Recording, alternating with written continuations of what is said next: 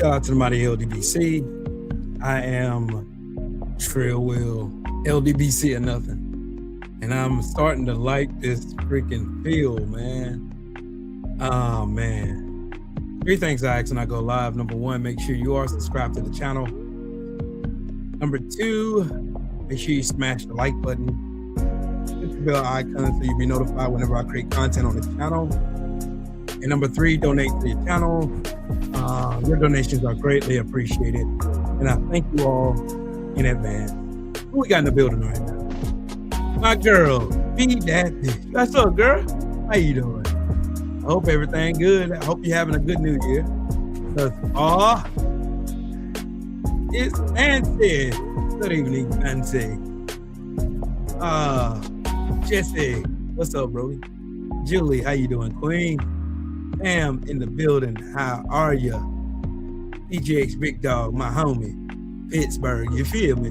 What's happening with it? My brother Shelton, all the way from the SIP. You know what I'm talking about? Jax, the Queen. What's happening with it? My comrade, Coach Hudson. Yo, this camera is dope as fuck. I've been playing with it today. I've been playing with it pretty much. I've been playing with this camera. I done bought an SD card, bought a stand for it. You know. My dog Jimmy, what's happening with it, man? Happy New Year to you and your family, bro. Let me turn this music down. Let me turn this music down. Turn this music down. So, Snoopy, my homie, what's happening with it, champ? How you feel? Y'all make sure y'all smash that like button. New Year. Who this? How y'all liking this New Year so far? I love new toys. New toys are so dope. Hey, this camera is elite. They weren't lying when they said this was the best streaming camera that you could use. This, and like all you content creators, invest. Get you this camera that I'm using is called the Sony ZV 1F. Get that. This thing right here makes you look cool as shit. You look cool as shit on there. But I will warn you, you will see every indentation in your face, your head, no matter what it is, you will see everything. And I'm talking about crystal freaking clear. My brother Freedom's March, man. All the strike, man, screw it. We're gonna do it this way. We're gonna do it this way. Yeah, pull up to the panel. Pull up to the panel. This is just an impromptu show. You know, I feel impromptu sometimes. I feel like might as well. I had a little time on my hand when my wife was out. Yeah, y'all click the button. Hop on the panel, man. My brothers, you know, Coach, I see you in here. Freedom's March, Sheldon. Y'all hit the button. Hit the button. Hit the button. B, it's good to see you. I ain't seen you in a minute, though. How them babies doing? Hope they doing good. Trick, what's happening with it, fam? I'll tell her when she get back. I'll tell her you in the chat. I most definitely will. I surely will. Yeah. This is one of them shows where you have to pretty much set your plan so that a man who fails to plan plans to fail. My big brother Reef, what's happening with it, Brody? Salute to you, King. Oh, okay. Bet. Man, I'm working, cooling, working. I'm doing more work. Like this. Boy. Boy. Hey, guess what? Y'all know I gotta be funny though. I gotta be funny. I gotta show y'all my theme song for the year though. I gotta show y'all my theme song. Alabama's getting their ass whooped right now, so I'm not even watching the game. So. Nigga, ball nigga, ball nigga, ball nigga, yeah. Ball nigga, ball nigga, ball nigga. Why you ain't got no hair up there? Boy, you looking like a bowling ball. Boy, you looking like a basketball. Boy, you looking like a soccer ball. Boy, you looking like a golf ball. Boy, you looking like a tennis ball. Nigga haircut.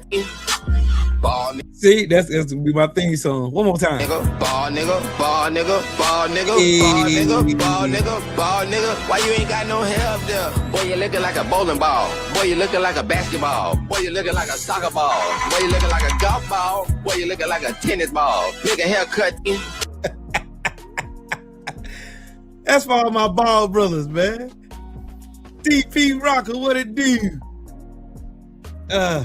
Man. Why is it always the nigga with the wrongest head always talking shit about a motherfucker's head? Why, Mahari?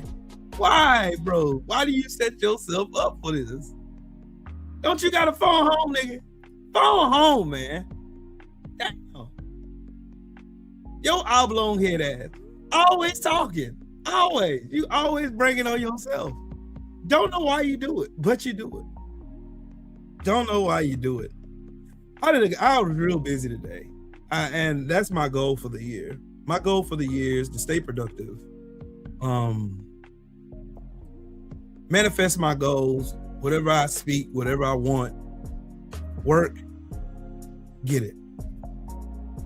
The end. No middle, no fillers, no nothing. Work. Work. You work. And I feel like working. Ain't that a bitch? I feel like working. What you want, Mahari? What you want, man? You're ruining my feng shui right now. I just want to personally say to you, I hope that 2026 brings you all the prosperity and happiness in 2026. More importantly, too, I hope that the American people have woken up to the realization and start using some common sense. We're going to see what's going to happen in 2026. Yeah. And thirdly, can't wait to meet you up in Milwaukee, Wisconsin, and we're going to have a good old time in this summer. It's going to be a knockout, drag out time. I can't wait. Yes, sir. I can't wait. I'm already there in my head. I'm already there. And yep. I think I need to start doing more New Year shows like this where you actually start verbalizing what your plans are for the year. So I'll start with you. You first want to click the link. What are your plans for 2026? Well, I don't do resolutions because it's pretty much overrated. This ain't a resolution. I'm talking about a plan, a solid goal plan, something that it's attainable, something that you know you can do, something that you see in front of you that you want to accomplish, that you know you can once you put the work in. What are your plans? I don't do resolutions. I never have. I speak things into existence. I put them to work. I strategize, and I get to it. All right. 2 in mind. Number 1, learning my native Eritrean language. I've been using it, trying to apply it a lot more to some of my people around me. But now I'm going to go take a Tigrinya class next month to really become much more in depth and, more importantly, much more fluid into it. So that way I can show people that I can speak the language now instead of just using words of left and right. That's my first goal. That's what I'm talking about. Something that you know that's attainable, something that you know that you can put work into, and then boom, it's right there in your face. Yes. You got it right there. It's real time. And the one who really put that that really sold that into my spirit is Junior the Truth. Junior, I don't know. I can't. There's not enough money I could give him. There's not enough. Nothing. I couldn't give him all my worldly possessions, and it still wouldn't be enough to compensate for what he gave me. And he gave me a way of looking at things and setting goals and standards in place to where, boom, there it is right there in your face. Mm-hmm. And now you got it in your hand. And now what do you do with it? That's right. What I mean? What do you do with it now? That's right. Now look at yourself 5 years ago and look at yourself now. And then the question that I want all y'all to ask, are you proud of yourself? I'm proud of myself. I really am. Mm-hmm. I really am. Despite the Trump administration, goofy Republicans, MAGA window lickers, all the goofballs that I hear that still seem to be they'll be in love with falling asleep. The ones who like to cry anti-woke, the ones who like going and talking about the most stupid, more irrelevant things they should not be worrying about. Now, Elon Musk today is posting on Twitter about how much he paid in taxes, leaving out how much subsidies he got on the back end. Most definitely. So that's y'all. If y'all don't see the elitist plan, let y'all focus. Y'all get y'all aggression, your focus on irrelevant things like the Somalians. You go and you hyper focus on the Somalians. You won't notice the amount of fraud Trump is creating. You don't. The amount of people he done let out of prison so far, in the amount of restitution that he stopped from being paid, is in the billions. Yep. You have a sitting senator right now that paid $1.7 billion in fines because he defrauded Medicare. But y'all talking about Somalians.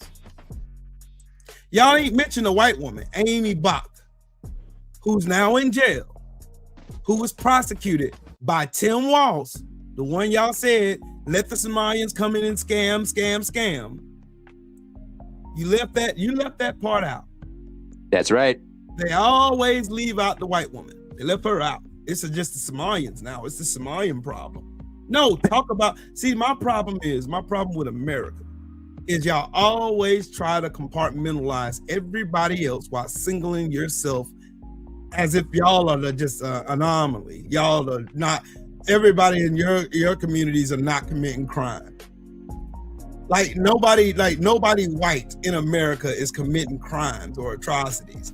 And this is the thing that pisses me off more than anything, because these same people will come in here, and as soon as I verbally say what's going on, I'm now being a victim. I am now sinking in the victimhood. I'm now, I'm pulling a race card when America was in fact built according to race. The only reason why you have a poor white class that are okay with getting fucked over is because of race. They only care because as long as they can hurt someone who they deem lesser than, like black people, immigrants, anybody that's not white, as long as they can look their nose down at anybody, Andrew 100, what's up with it, bro? As long as they can lick their nose down at somebody and they can point their fingers in judgment like they're so much better than them, they're okay with them not having health care. They're okay with their healthcare prices spiking now. They're okay with them not having adequate access to food or not having regulations protecting the food that we eat. They are okay with Trump stealing billions and billions of dollars through Bitcoin and cryptocurrency. They're okay with all that shit. Detroit, what's up with it, my brother? They're okay with all of that shit. They are okay with it. The plan is still the same thing. It's the same thing. While y'all are out here busy worrying about stuff that don't have anything to do with you, they're doing rich people shit like this.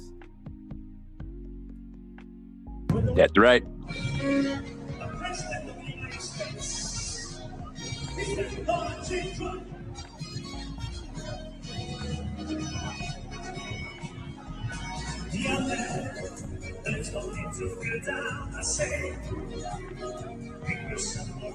The lamest party I've ever seen in my entire life. Lame. Everything about racism is lame. Everything about it is so it's everything about racists are just it's boring, lame, bro. Lame. It's repetitive. Everybody does the same thing over and over. 4 Hour Sniper, what's up, Brody? Everybody does the same shit over. They say the same shit. It's scripted. They all say the same thing. They do the same thing. Mark Wonderlich, what's up with it, bro? They all do the same thing over and over and over and over and over and over and over and over again. They do the same shit. It's nothing different. There's nothing extravagant. There's nothing flashy. There's nothing good about it. There's no glitz. There's no glamour. It's all this false bravado and all these weird motherfuckers surrounding Trump like he's some God king when this motherfucker's a fraud himself. And they don't care about being a fraud. They don't care about being took. They don't care about being hustled. All they care about is giving the appearance that they're superior to you.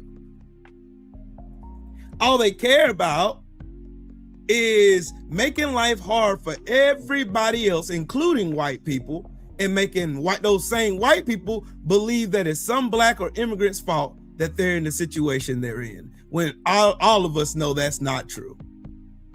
Even they know it's not true. How do you know that, Will? You see MAGA awakening up now? You see the MAGA awakening? You see all these people coming to realize, oh, Trump is just like every other politician. He's fucking us all over. Blah, blah, blah, blah. Yeah. I'm sorry, I triple Trump.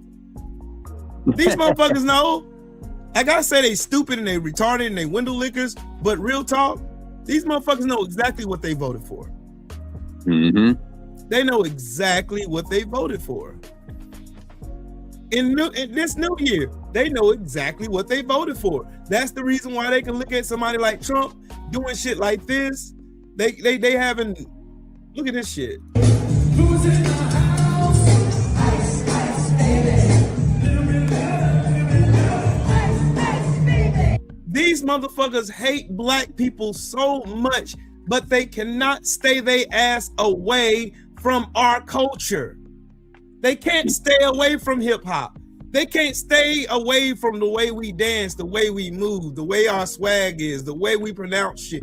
They do not care. Lamont Griffin, what's up, bro? Mr. Vino Gotti, what's up, man? Christina, salute to you. Look. I'm gonna show y'all this again. I'm gonna show y'all. Y'all gotta see it again. Here you go. Here you go. You gotta see it again. Look. Yeah.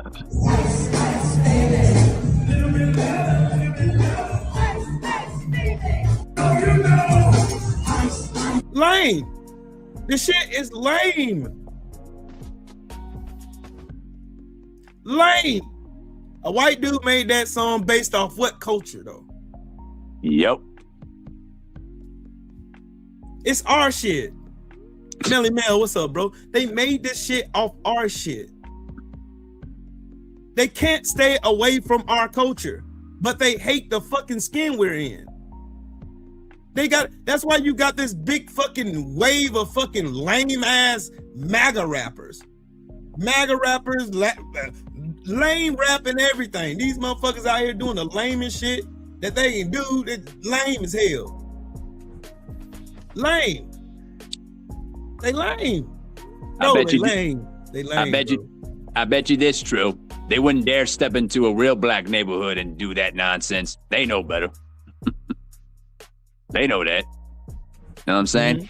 Mm-hmm. In that same video too, I saw racist Stephen Miller trying to dance up to that music, bro. That man has never seen no good music in his pathetic life. The dude's a lame, bro. Straight lame. Right. All of them are lame. Yep. Every one of them. Hey. Every single one of them. Hey, Trill, can I go back to the Somali point real quick?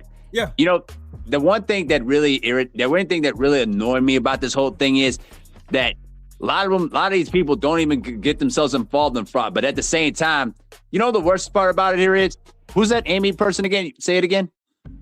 Who? That person that in Minnesota that's in prison for fraud. Amy Bach. Amy Bach. Yep, there you go. She's in prison right now for the same stuff that you accuse a group of people of. And also, here's another thing. The same Mike Pillow. Mike Pillow is about to run for governor, is trying to run a campaign for governor of Minnesota. Look at his track record, bro. And yeah, you got no smoke for him. Okay. Y'all gonna see what happens in the polls if he wins the nomination. You're gonna see. You're gonna see. If Mike Lindell wins the nomination, bro, he's gonna get slaughtered by Walz, bro. I promise you, he's gonna get slaughtered. Because nobody likes Walz in Minnesota, bro. Nobody. I mean, I'm sorry, Lindell. I'm sorry. Lindell is a goofball anyway, though. Exactly. I want everybody to pay attention to this. You remember John Eastman? That was Trump's personal attorney. Yep, right there. He's disbanded right now. Jenna Ellis. She's disbanded right now. Sidney Powell. She got arrested. Pled guilty. Lost her license. Kenneth Cheesebro pled guilty and was disbarred again. Yep. Jeffrey Clark. Look at how these people, you could tell every last one of these fucking lawyers ain't shit. The great Rudy Giuliani. Man. And you know the sad part, Trevor, is a lot of these people who are working in the Trump DOJ, they're all going to get disbarred when it's all said and done. Every single one of them. Jail. They're going to all jail. Of them. They're going to jail. See the tags for the next president of the United States. And if you want a chance of winning in 2028, you have to run on accountability. You have to run on law and order. You have to run on righting this wrong of Donald John Trump. You're going to have to right the wrong of all this shit here. You're going to have to, or you're not going to win, because we don't believe in government no more. We don't believe in government no more. That's right. We do not believe in government no more. There's no accountability. They're letting these motherfuckers do whatever they want. They stealing whatever they want to steal. They want to do everything under the sun. Everything under the sun. 21st Century Suffragette said they're getting ready to jam again. She on base tonight. Happy New Year to you guys too. I was listening to y'all cook earlier. But yeah, all of these MAGA lawyers that you see the MAGA lawyers and all of this goofball stuff, man, it's just stupid. It's stupid. It's stupid. It's stupid. It's stupid. It's stupid. It's stupid. And they're going to continue. They're going to continue because as long as they don't have any kind of accountability, they don't have anybody holding them to account, they're going to continue to do this. They're going to continue to do this. Pretty much. Let me ask you a question, True. Did you see the inauguration of Zohran Mamdani earlier this morning? Yep. So congratulations to Zohran Mamdani. He's going to do a wonderful job there. You're going to see what progressive politics it really looks like. You're going to see it in him. Yep. He's going to impress the world. I have a feeling he's going to show up and show out. And let me say this though too, real quick. When Zohran Mamdani, and I'm not going to say when Zohran Mamdani becomes successful in New York mayor, watch the whole philosophy of the Democratic Party change, because they're going to see the results of what he's going to do in New York City. You're going to see a lot of people who are struggling right now finally get on their feet. They have a person in charge that's standing up for the people that need the most assistance and they need the most help the most. He's not there to serve the billionaires. He's here to serve the people, which is the point that a lot of these corporate Democrats don't understand, and they'll never understand. That's why most of them need to get voted out. Right. I gotta show y'all this. Boy, I gotta show y'all this is what Trump supporters are supporting. Trump 2020. Yeah. You're a Trump supporter. No. They gave us these wristbands right before we entered Mexico. We had to wear them to get food. If you didn't wear it, you got nothing. Everyone had to put it on, even if you didn't want to. Do you hope to go back into the US in the future and start your life again? I wouldn't think twice. Life was safer over there, but I don't know how to get out of this. The truth is that living like this is extremely difficult. That's the truth. It's very difficult. Sometimes I sit and wonder what I'll do next, but there's no answer. That's the reality here in Mexico. Just wanted to help you out a little bit. There's $200 for you. Thank you, man. Thank you, sir. All right, man. God bless. What is this? Trump 2020. Yeah. Y'all see that? Trump 2020 bracelets, or you'll starve. I saw it. Yep. The grift is real, bro. It's sad, bro. And super sad. And people really, really support this goofy, raggedy ass administration. These evil people. Hey, we finally scored. We scored 3 points. Yay. We look like shit. Well, I'll tell you what, Indiana right now is beating our ass. Yeah, that Indiana football program, shout out to that coach, bro. That coach has turned that Indiana program to a laughingstock of the Big Ten to now a powerhouse. They're kicking the shit. They're showing you why they're the number one team in the country. Yep, pretty They're much. showing you that shit. They're showing you that. Oh yeah. Hey, let me ask you this though, True Will. As we continue through the next 2 years of dealing with this nonsense, do you believe that there's going to be a shift in many people's eyes now as we continue to progressively move forward? Yep. What do you think? People can't stop that. You can only duck and dodge. You can only duck and dodge reality for so long. You can only duck and dodge reality for so long until it catches up with you. You can only duck and dodge. I'm gonna say that one more time. You can only duck and dodge reality until it catches up with you. Yep. And it's gonna catch up with you. Mm-hmm. It's gonna catch up with you big time. Mm-hmm. It is going to catch up with you, and when it does, and it will, what can you say then? Can you say, "Oh, I didn't know. I didn't know"? That's everybody's go-to answer now. "Oh, I didn't know. I didn't know." Yep. You think that excuses you from that bullshit? No. Nope, not at all. And you know the worst part about it here is when I look around people, when they say, I didn't vote for this. Yeah, you did. Yeah, you did. You knew what this man was. You knew what this is about 3 straight times, and you voted all 3 times. At this point, you're not to be trusted because you have no morals to begin with. Anybody who votes for Trump is an idiot. Yep.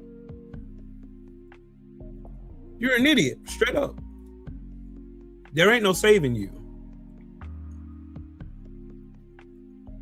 You voted for evil. You voted for evil.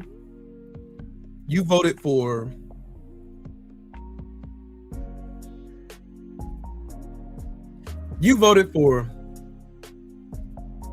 Trump to scam Kristi Noem to get 2 private jets that cost the American taxpayer $170 million. Mm-hmm. You voted for Stephen Miller to run this Nazi campaign through our country. You voted for all this. Yep. And you voted for Nazi Higsep to pretty much order missile strikes on foreign countries. Mm-hmm. And I call him Nazi Higsep for a reason. Literally. Like, and the worst part is you also voted for an administration that put in 3 judges in the Supreme Court to make it an overwhelming majority, 6-3. Mm-hmm. You voted for all this. Yep. That's why I don't let them get off with. I'm sorry, y'all. Let me. Yeah, no problem. Go ahead. But you voted for a pedo who openly admitted he's a pedo.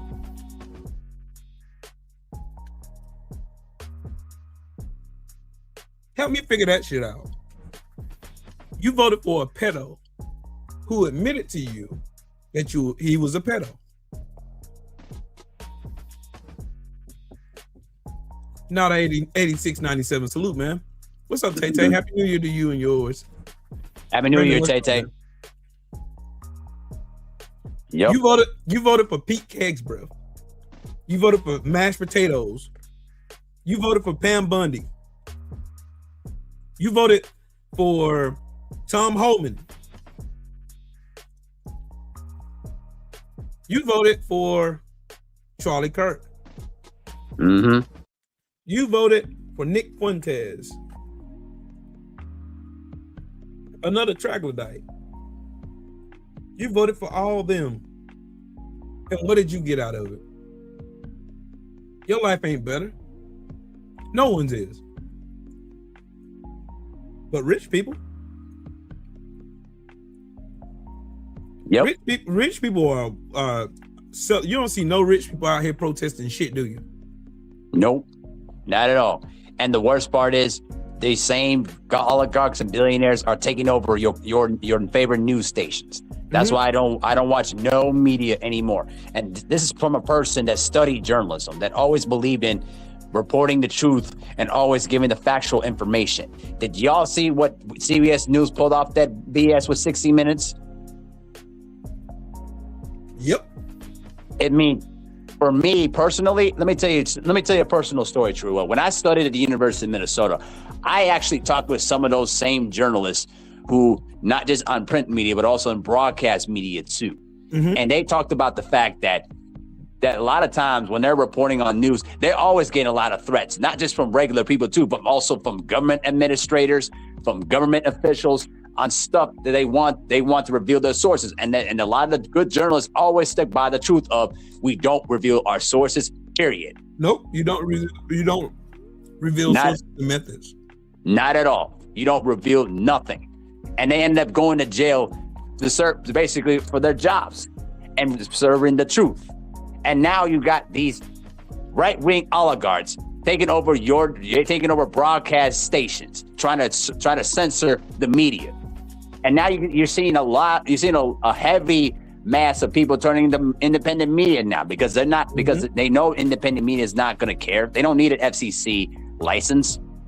Like, seriously, you have to see the realization to the fact that now what you watch now is now scripted. Outside of sports, you see all the scripted stuff on CNN, Fox, MSNBC, all of that, bro. Wake up, y'all. This is if you don't realize that what you're watching now is basically government propaganda, I don't know what else to tell you. The fact that Brendan Carr investigated every single news station instead of Fox News, that should tell you something. Right. Shout out to my dog, Freedom's March. What's up with it, Brody? Yo, what up? What up? Good evening, Freedom's March, man. How you doing, brother? This is the first time I get to talk to you, man. I'm good, brother. How you doing? Good to meet you, sir. Nice to meet you as well, bro. Mm-hmm. And it's a cold game out there. Yes, Ain't it, absolutely. You guys talked about the oligarchy. I just want people to understand the oligarchy started back in 1913. Correcto. And the oligarchy is not partisan. The oligarchy does not care if you left or right. Nope. It's about maneuvering, and it's about forming special interest groups to get what you want. It's about corporations in Congress and in politics altogether that make things happen the way they want them to happen. And I think people are finally starting to realize that because of Trump, because of what he's doing, that they understand that he's working in the best interest of the corporations. Whereas in his first term, he tried to make it look like he wasn't. He tried to make it look like I'm cleaning up the swamps and all this nonsense, trying to run as a populist. Well, that was the gambit, right? Draw people in with this populist message. And then in the second term, we'll do whatever we want to do. We don't care about you guys. We don't care about the farmers. We don't care about any of that. So people are starting to realize it. And I'm kind of glad this is happening. I agree. Now there's a lot of destitution. There's a lot of things that are happening right now that would make it look like we're heading towards becoming a poor country when it doesn't have to be that way, right? This is a time for us to think about decoupling and withdrawing and becoming self-sufficient. Facts. This is the perfect opportunity for us to say, you know what? This system that we are living under is not operating in our best interest, right? So, Agreed. If you go with that philosophy, and there could be people in politics that are trying to do that very thing. Mom Donnie might be trying to do that for New York. There might be people, there might be progressives out there that are trying to do that. But if we rely on them to make it work for us down here, right, in South Carolina or in Minnesota, right? Well, that's not how this whole thing works. So I look at those families back in, I think it was during Donald Trump's first term, there was 11 black families that bought 90 plus acres of land and said, we're going to build our own community right here in Georgia. And they are still building right now. And then there was another 23 black families that bought over 1,000 acres, and they're doing the same thing. That is what I'm talking about, right? So when they become self-sufficient and secure, all these things that are happening right now, it won't really affect them to that degree, right? And so I'm hoping that we can start working towards doing that on a larger scale as black folks, right? Start building our own community, start creating our own. And if they try to, guess what? If they try to do what they did in Tulsa, if they try to do what they did in Rosewood, guess what we're going to have this time? We are going to have a standing force. Right. To defend what's ours. That is the key. They did it right back then. They did it right. They said, you know, we're gonna have our own community, our own movie theaters, our own hospitals, everything. They just were not prepared for an all-out attack. We're going to be prepared this time. That is where I'm at. You know what I'm saying? I agree. I agree with that heavily. Absolutely. I agree. Like, you know what? In a dream world, dog.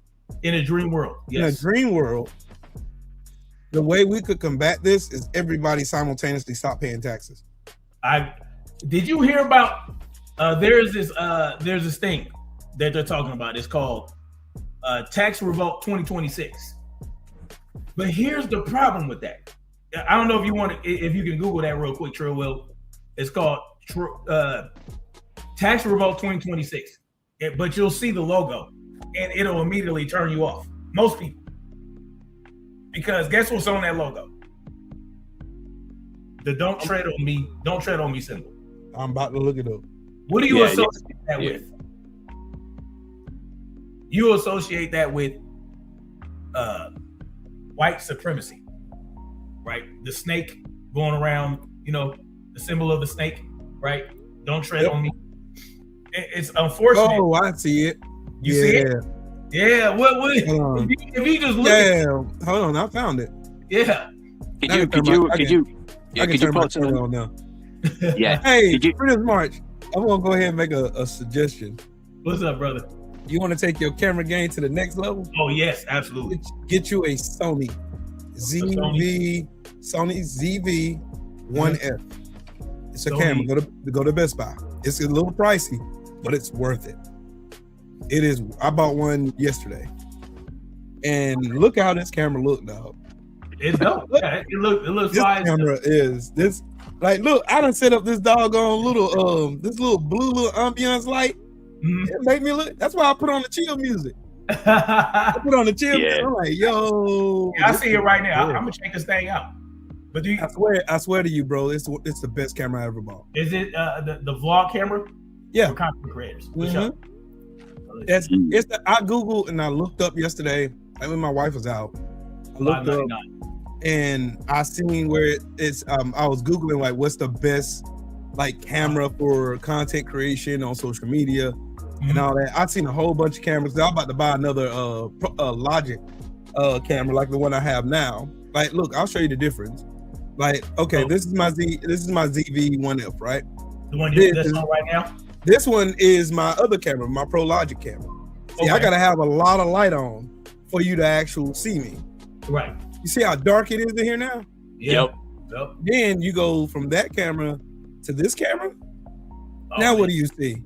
A huge difference. I don't need light. This thing is light sustaining. It gives. Where's that blue light coming from? Is that blue light coming from the camera?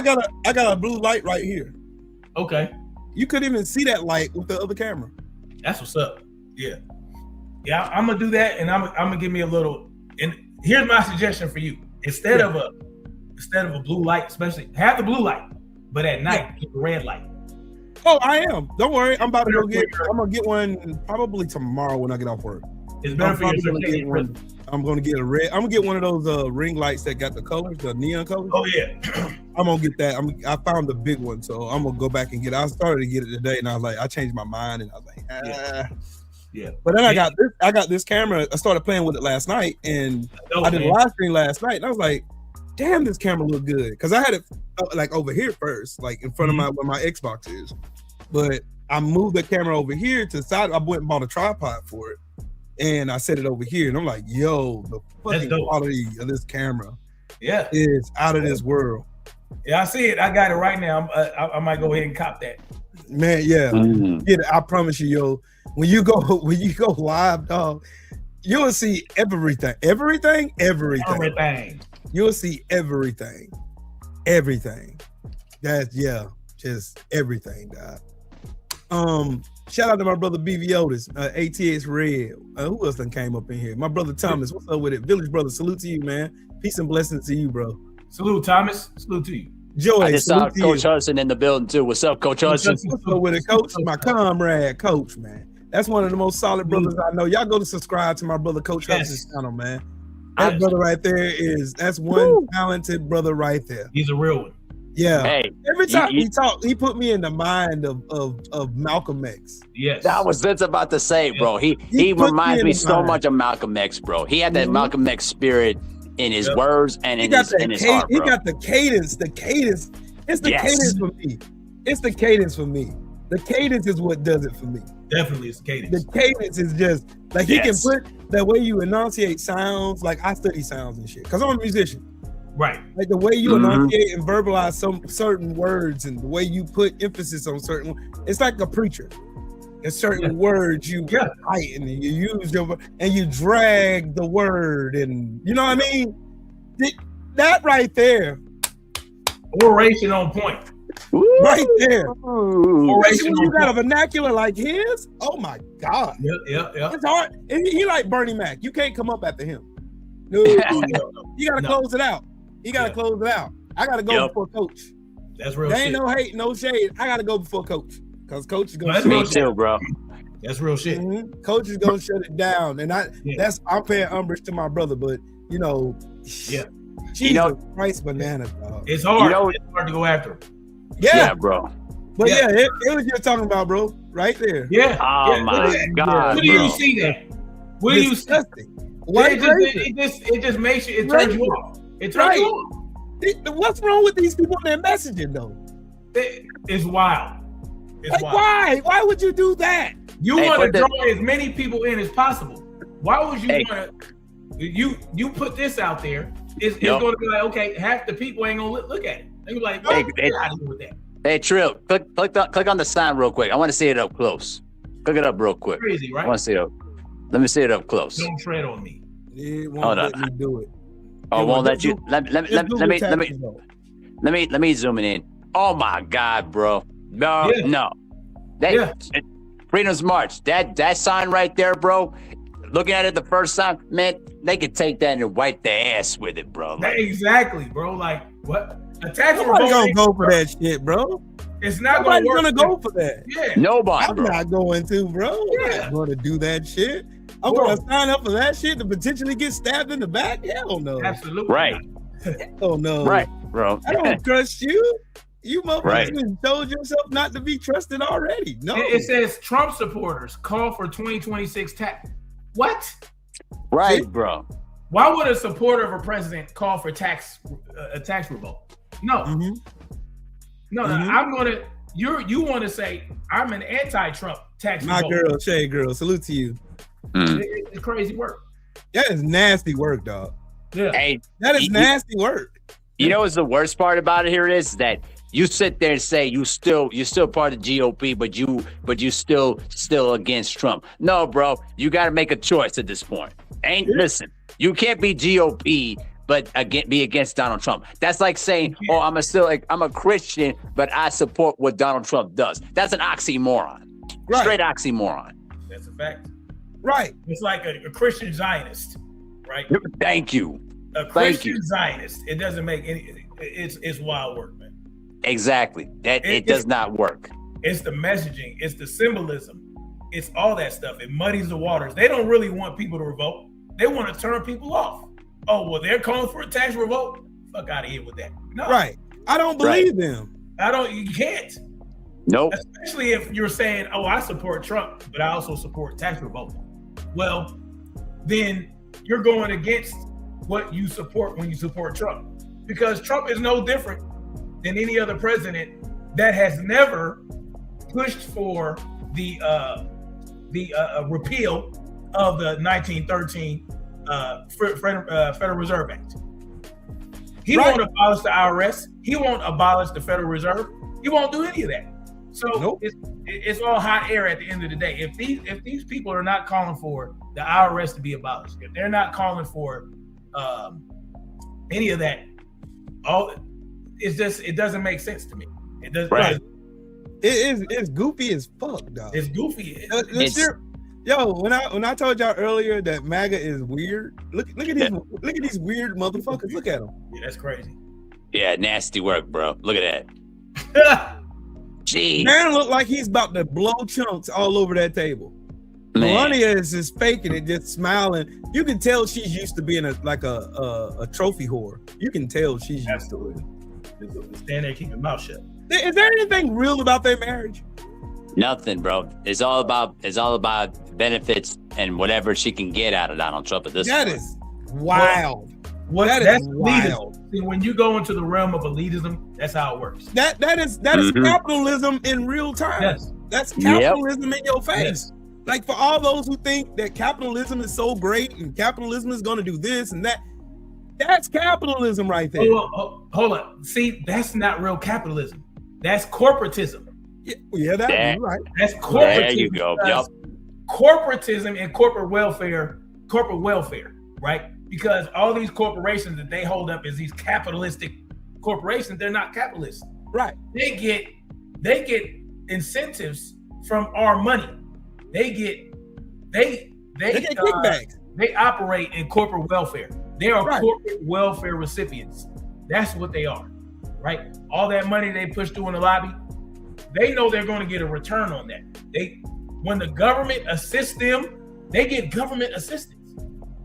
These corporations that move and shake within politics, they are using the system to benefit themselves. That is not capitalism. That is straight up corporate welfare. That's the wild part for me, dog. Yeah, that is like these motherfuckers talk about welfare so much and demonize welfare. Oh, they get that, man. While receiving so much fucking money from the government. Yeah, like yeah. But check this out, though. Freedom's March. Trump admitted he lost the election. Wow. See, this is the reason why they had Jack Smith testify behind closed doors. Right. Because Jack Smith wanted to testify publicly. He didn't want to hide from nobody. He wanted everybody to hear what he found. It says Smith's investigation uncovered direct admissions from Trump acknowledging his defeat. According to the testimony, Trump made statements in the presence of others, including, "It doesn't matter if you won or lost the election. You still fight like hell. And can you believe I lost to this fucking guy?" Referring to Joe Biden. Smith characterized these admissions as corroborative of the larger case that Trump knowingly pursued false fraud claims despite being aware he had lost. Knowing use of false fraud claims despite repeated corrections. The investigation revealed a pattern of Trump promoting election fraud claims after being explicitly told they were false by trusted Republican allies. Smith testified that Trump only brought fraud claims that involved states that he lost and only approached people generally who had party allegiance to him. When told fraud claims weren't true, he didn't stop making it. Pennsylvania Republican Party Chair Larry Tobias explaining to Trump days after the election why the absentee ballot count was legitimate, which Trump ignored. Trump being briefed that his lead would dissipate when mail-in ballots were counted in Pennsylvania, yet presenting this normal phenomenon as evidence of fraud. Continuing to promote Sidney Powell's fraud claims, even after privately calling her crazy and acknowledging her statements were not credible. Smith detailed extensive obstruction efforts, including Trump directing aide Walt Nauta to move 64 boxes of documents from Mar-a-Lago storage room after being served with grand jury subpoenas. Only 30 boxes were returned before Trump's attorney conducted a search, effectively concealing documents. Smith also testified about the efforts to delete security camera footage with Trump employee Carlos de Oliveira telling an IT director the boss wanted the server deleted. Of course. Nasty work. Smith testified that Trump wanted Vice President Pence to just hand him the election to say he won. Trump sought to have Pence impose his own choice about who should be president over the will of the American people who voted in the election. Smith indicated that if Pence had complied, it could have changed the course of history in terms of our country of having an election where someone took power in our country who didn't actually win the election. The August 2022 court-authorized search of Mar-a-Lago recovered 102 documents with classification markings, including top-secret documents that could reasonably be expected to cause exceptionally grave damage to the national security. These documents were stored in boxes mixed with clothing, memorabilia, newspaper clippings at a social club that hosted over 150 events, drawing tens of thousands of guests during the retention period. Smith also referenced an incident at Bedminster where Trump showed a classified military attack plan to individuals without security clearances, meaning they weren't in a skiff, stating, "Look what I found, that this was the senior military officials' plan of attack." And these people say Donald Trump is innocent. Nasty work, bro. Oh, no, he's not. That's from Jack Smith's deposition, that 255-page deposition that he wrote. Yep. Mm-hmm. Nope, not And innocent. they still say Donald Trump was cheated out of the 2020 election. And that's the funny part. That's wild. That kills the narrative right there. That kills it. Wild.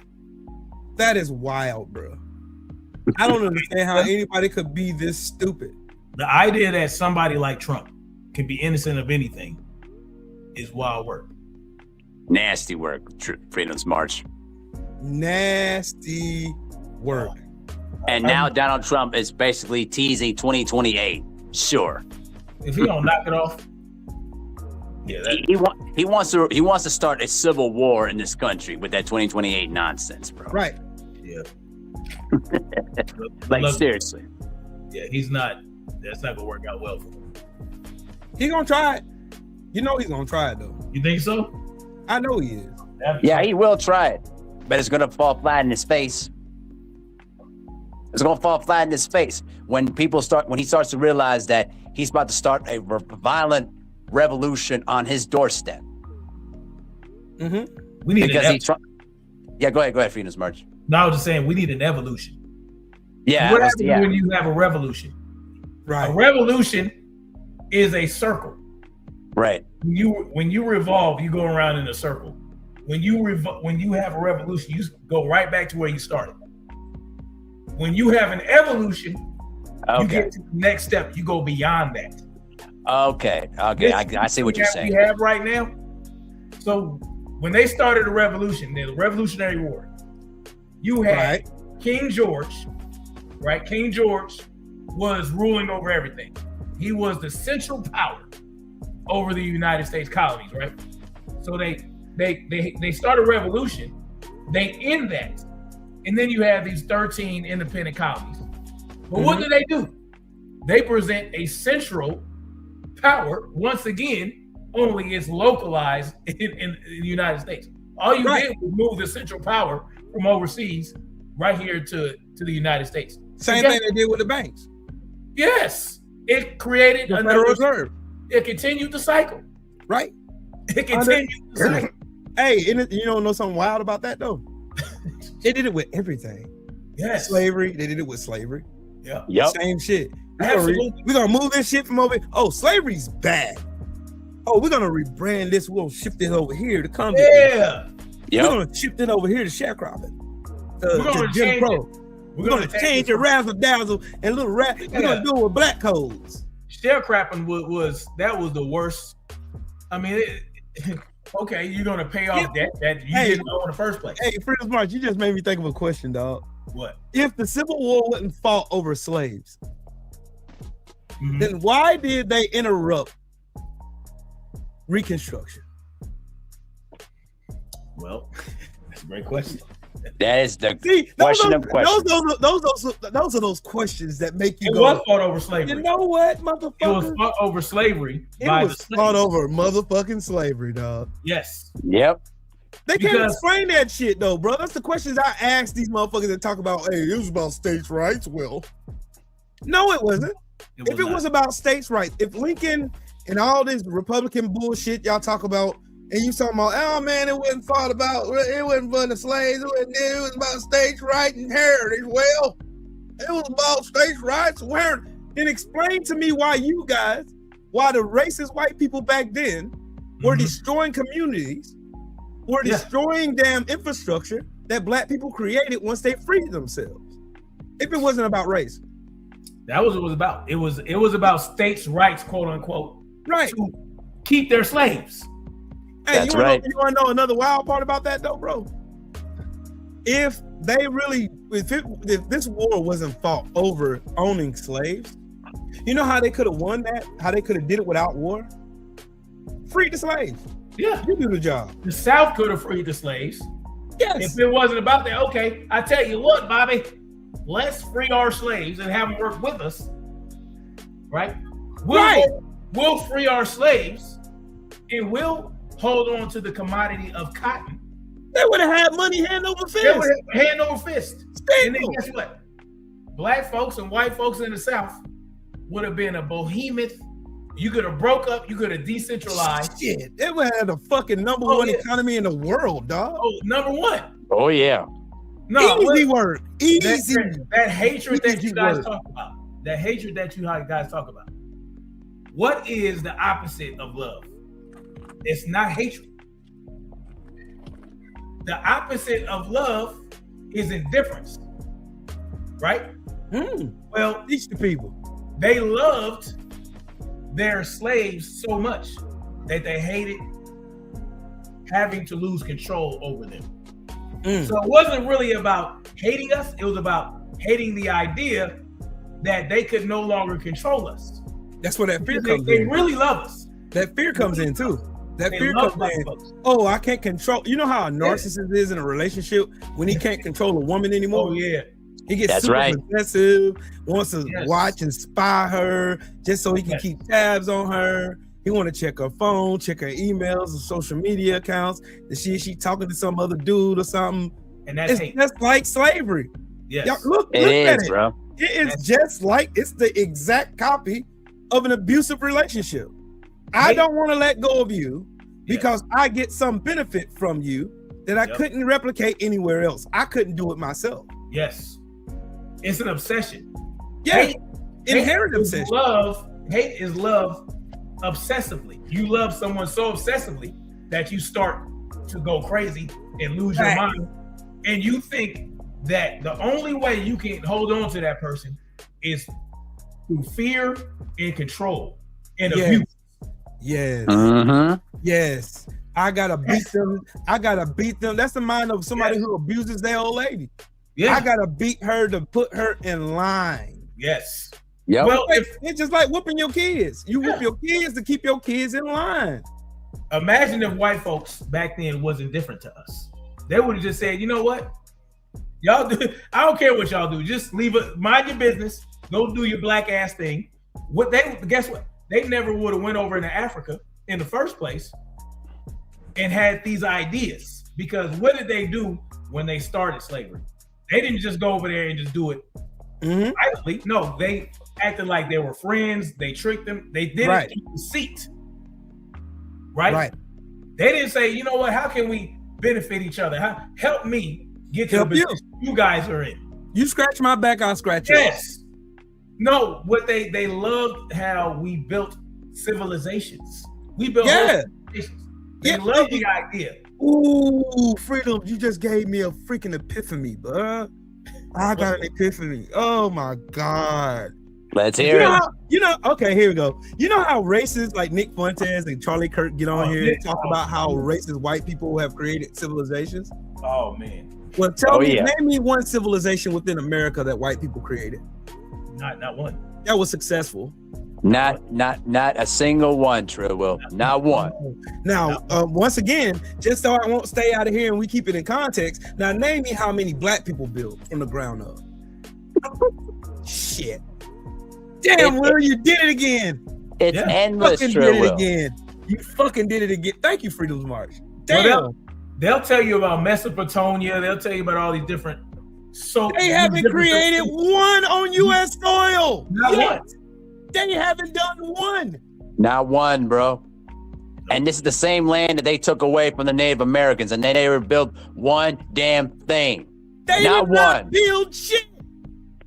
It was Not one us. thing, It's bro. always been us. It's always been. That's the reason why they tore down Oscarville. That's why they flooded Oscarville. That's why they stole Seneca Village. That's why they blew up Black Wall Street. That's why they blew up Wilmington. That's why they blew up Greensboro. That's why they blew up everywhere. Ocoee, Florida, Rosewood, all those places. They blew them up because they were envious of how these black people created a civilization in a world full of out of fucking dust. Yep. We built America, and then we said, or once we freed ourselves, we said, we're going to build our own shit. They said, how the hell they do that? Right. How did they do it? That's why they stole all of the inventions, bro. They used the patent system to steal our identity, to steal it. And they can't build anything. They can't build anything without destroying something else. Yep. William Latimer's name never comes up in shit. They got to destroy. We're not. They have to destroy some shit, right, to build anything. To build these solar panels. Oh, we're going to build green energy. We're going to build this, build that. Well, now you got to dig cobalt mines in countries that don't even belong to you. Right. You have to dig up all these semiconductors. You have to get the lithium for the batteries. You are destroying to build these things that you say, oh, we're providing this green energy. Well, that is the whole idea, right? When everything that we needed before industrialization, everything that we had on this earth before industrialization was all we needed to survive in this world, and to thrive, right? That's all we needed. We invented irrigation, we invented plumbing, but we didn't need to tear down anything. We didn't need to destroy anything. We used what was available to us in the land to do what is known as regenerative culture, permaculture, farming, and all that stuff. That's wild. We put it back into the earth, but now you got guys right now in America that are doing regenerative farming and they're doing permaculture. Right. And they are creating and they're raising their own food, and they don't need to go outside of their own land to get anything. You want to know something else wild? Here's something else you probably didn't think about.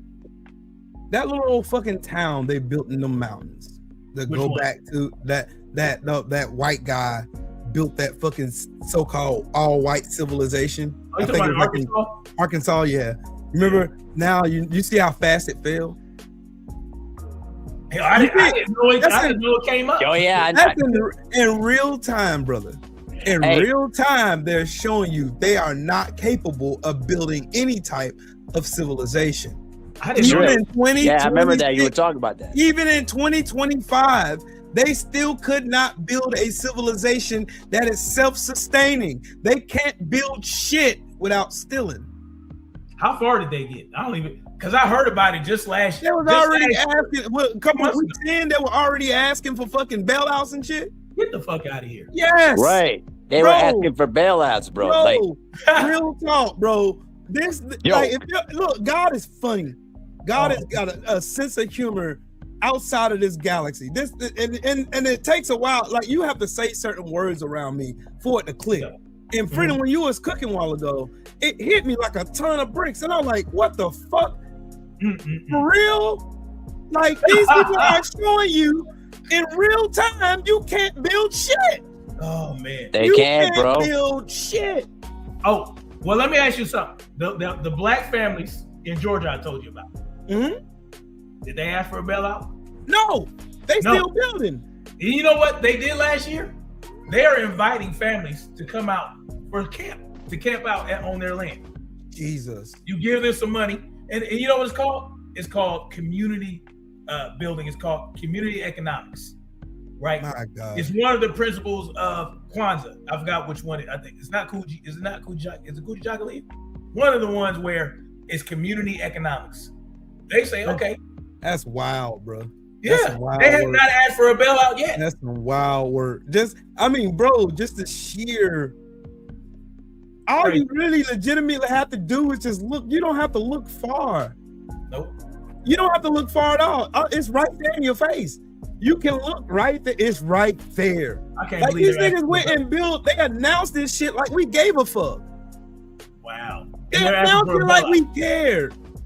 Oh, we're gonna build this all-white town. We're gonna build this all-white town. We did not give 1 ounce of a Not one fuck. fuck. Not But one. guess what? That was not one fuck given during the course of that fucking conversation. Right? We didn't But care.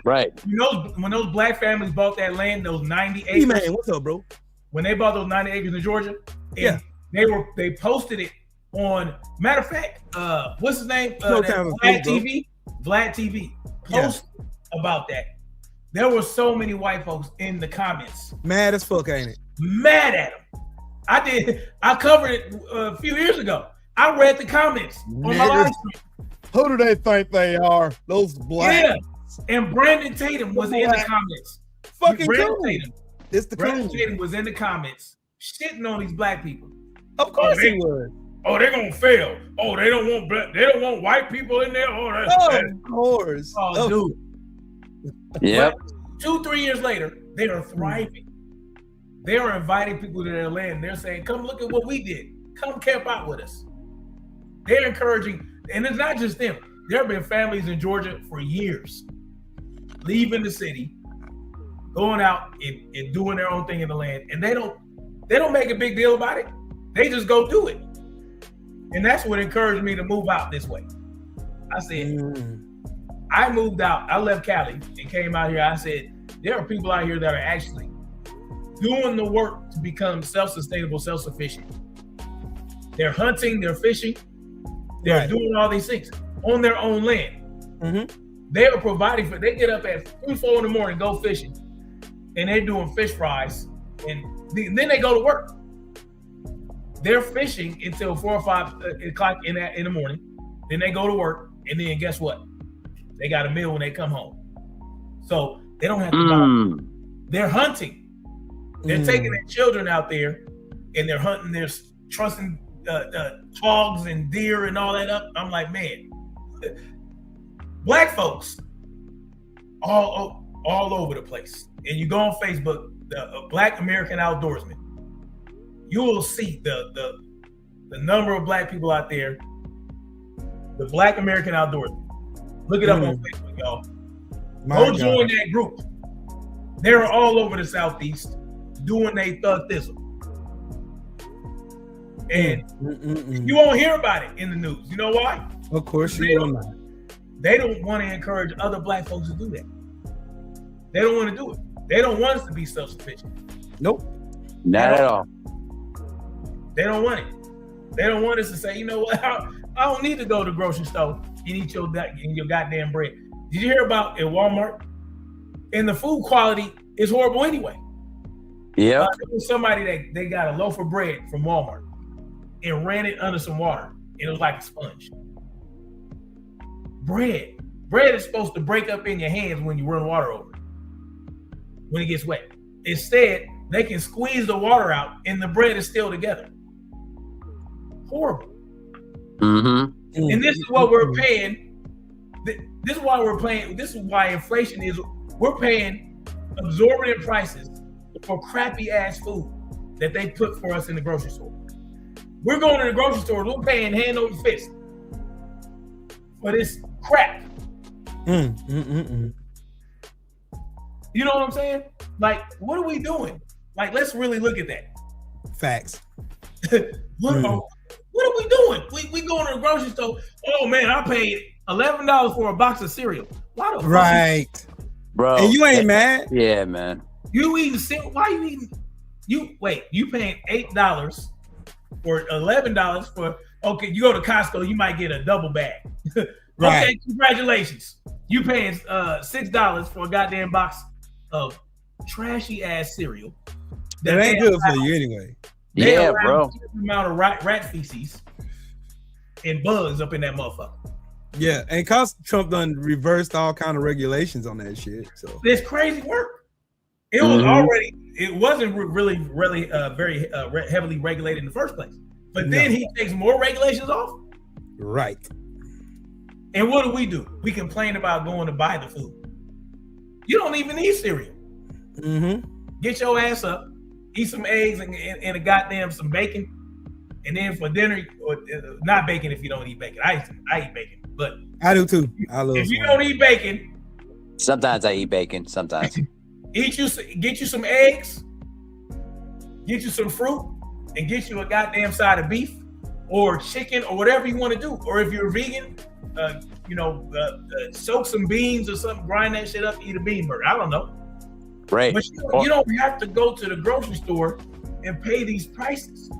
I get eggs from a local ranch for $6 a carton. I used to get them for $3 when everybody was paying $12 a carton. Mm-hmm. I was getting eggs for $3 a carton. That's smart. That is smart. And Smart, the brother. only reason the price went up is because she would deliver the eggs. She had such high demand, she could no longer deliver the eggs to everybody. So she sold the eggs to this market around the corner. And of course, they got to mark it up. Of course. These are things that we can do. I get my meat from a cattle rancher, and I get $26 a pound for ribeye. Some of the best ribeye you ever taste. You try to go to the store and get some ribeye. Order some ribeye online. You're gonna pay $40 for a pound. Hey, Prince March. Hey, Prince March, you know the worst part about it, bro, is I walked into Sam's Club one time and to get like a 24 pack of like, let's say sirloin burgers, $30. How much? $30. Oh yeah. I just got some because my meat guy was off for the holidays. So I need to go get some hamburger meat. Yeah, it's $34. Yup. Yeah. For some 85% goddamn ground beef. Damn. Mm-hmm. Yeah. Yup. 85%. He'll sell 2 pounds for $10. $5 a pound. That is, But Trump is making America great again, though. Oh, That's what they said. yeah, he's making. They said he's making America great again. Yeah, he is. He's making America affordable, right? Now he's saying affordability is a hoax. Sure. And that's crazy work. Sure. Affordability. So what do we think? We think we're trapped. We're not trapped. We just got to go outside. Go outside. Yup. And now the cattle rancher that I go to, he's white. But I heard about some cattle ranchers in Alabama that are black that got great quality meat. I said, I'll drive to Alabama to give me some meat. I'll give me a half a cow. That'll feed my family for a year. And you can get a half a cow for $1,500. Family of 8. That'll feed my family of 8 for a year. $1,500. Guess what? These are solutions that we have Coach Hudson, you live in Georgia, right? I'm pretty sure Coach Hudson can find a cattle rancher right now, black cattle rancher, and get a half a cow for $1,500. Yep. Mm-hmm. Damn right. But that's being smart though. Yeah. Learning how to process meat. Learning how to get you. You ain't even got to process like Big Mama and them used to do. Yeah. I'm talking about breaking it down. Like, you can't break it down. You can do it yourself. Just break it down yourself. Get you a deep freezer like Big Mama and them used to have. Store your meat in there. Yeah. Mm-hmm. You can do it. And that's why I came out here. I came out here. I said, you know what? Cali ain't on nothing. No black folks that I know in Cali. Right. So I said, I met some cats. They weren't really on that shit. They was on some bullshit. But nonetheless, it's not something that's still not achievable. You just got to get with the right people.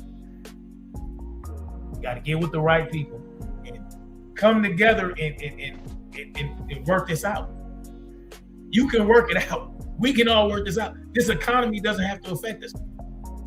Let them worry about it. Let the Trump lovers worry about that. Let them worry about it, and let them come to understand.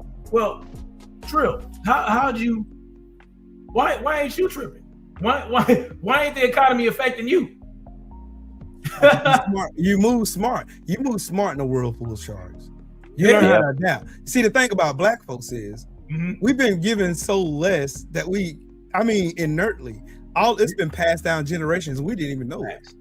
Right. We know there's something in our head that we can just compartmentalize and we can stretch. I can stretch and make money last forever. Absolutely. Like straight up. Like, dude, I literally already paid my bills for January. That's what's already. And I ain't even got paid for the month of January yet. Yeah. It's wild work, ain't it? Like you can strategize and be like I teach my kids this. The thing is, like me and my brothers, and I'll let y'all into my personal life. Me and my brothers, my blood brothers, we always have conversations, and we have some really, really good conversations. I'm talking about we getting over trauma. We're talking about childhood trauma. We're talking about all kinds of shit. Yeah. And I'm talking about heavy stuff. I'm talking about I'm crying and letting go of stuff that I held on to for years that was holding me down. Like I've learned, like me and just watching my brothers grow, all of us getting wiser and we're learning, you know what I'm saying? Learning and learning and learning more and more and more. And the more we talk, the more we gravitate towards that what I was talking about earlier in the show. Like learning how to set goals, meaningful goals. Yes. Stuff that you can reach, but you have to put in the work to get to it. My goal for this year is to remain financially independent, to make sure that I strategize and save enough money. By the time I retire, I have me $1 million saved up. That's my goal. You gonna $1 million on me. When I retire at 62 years old, which is when I plan to retire, I won't have to depend on Social Security because I know there's a chance I may not get what I paid into it. Absolutely. Y'all dig what I'm saying? Because the way these fuckers are squandering our fucking tax dollars, our future is uncertain. You feel me?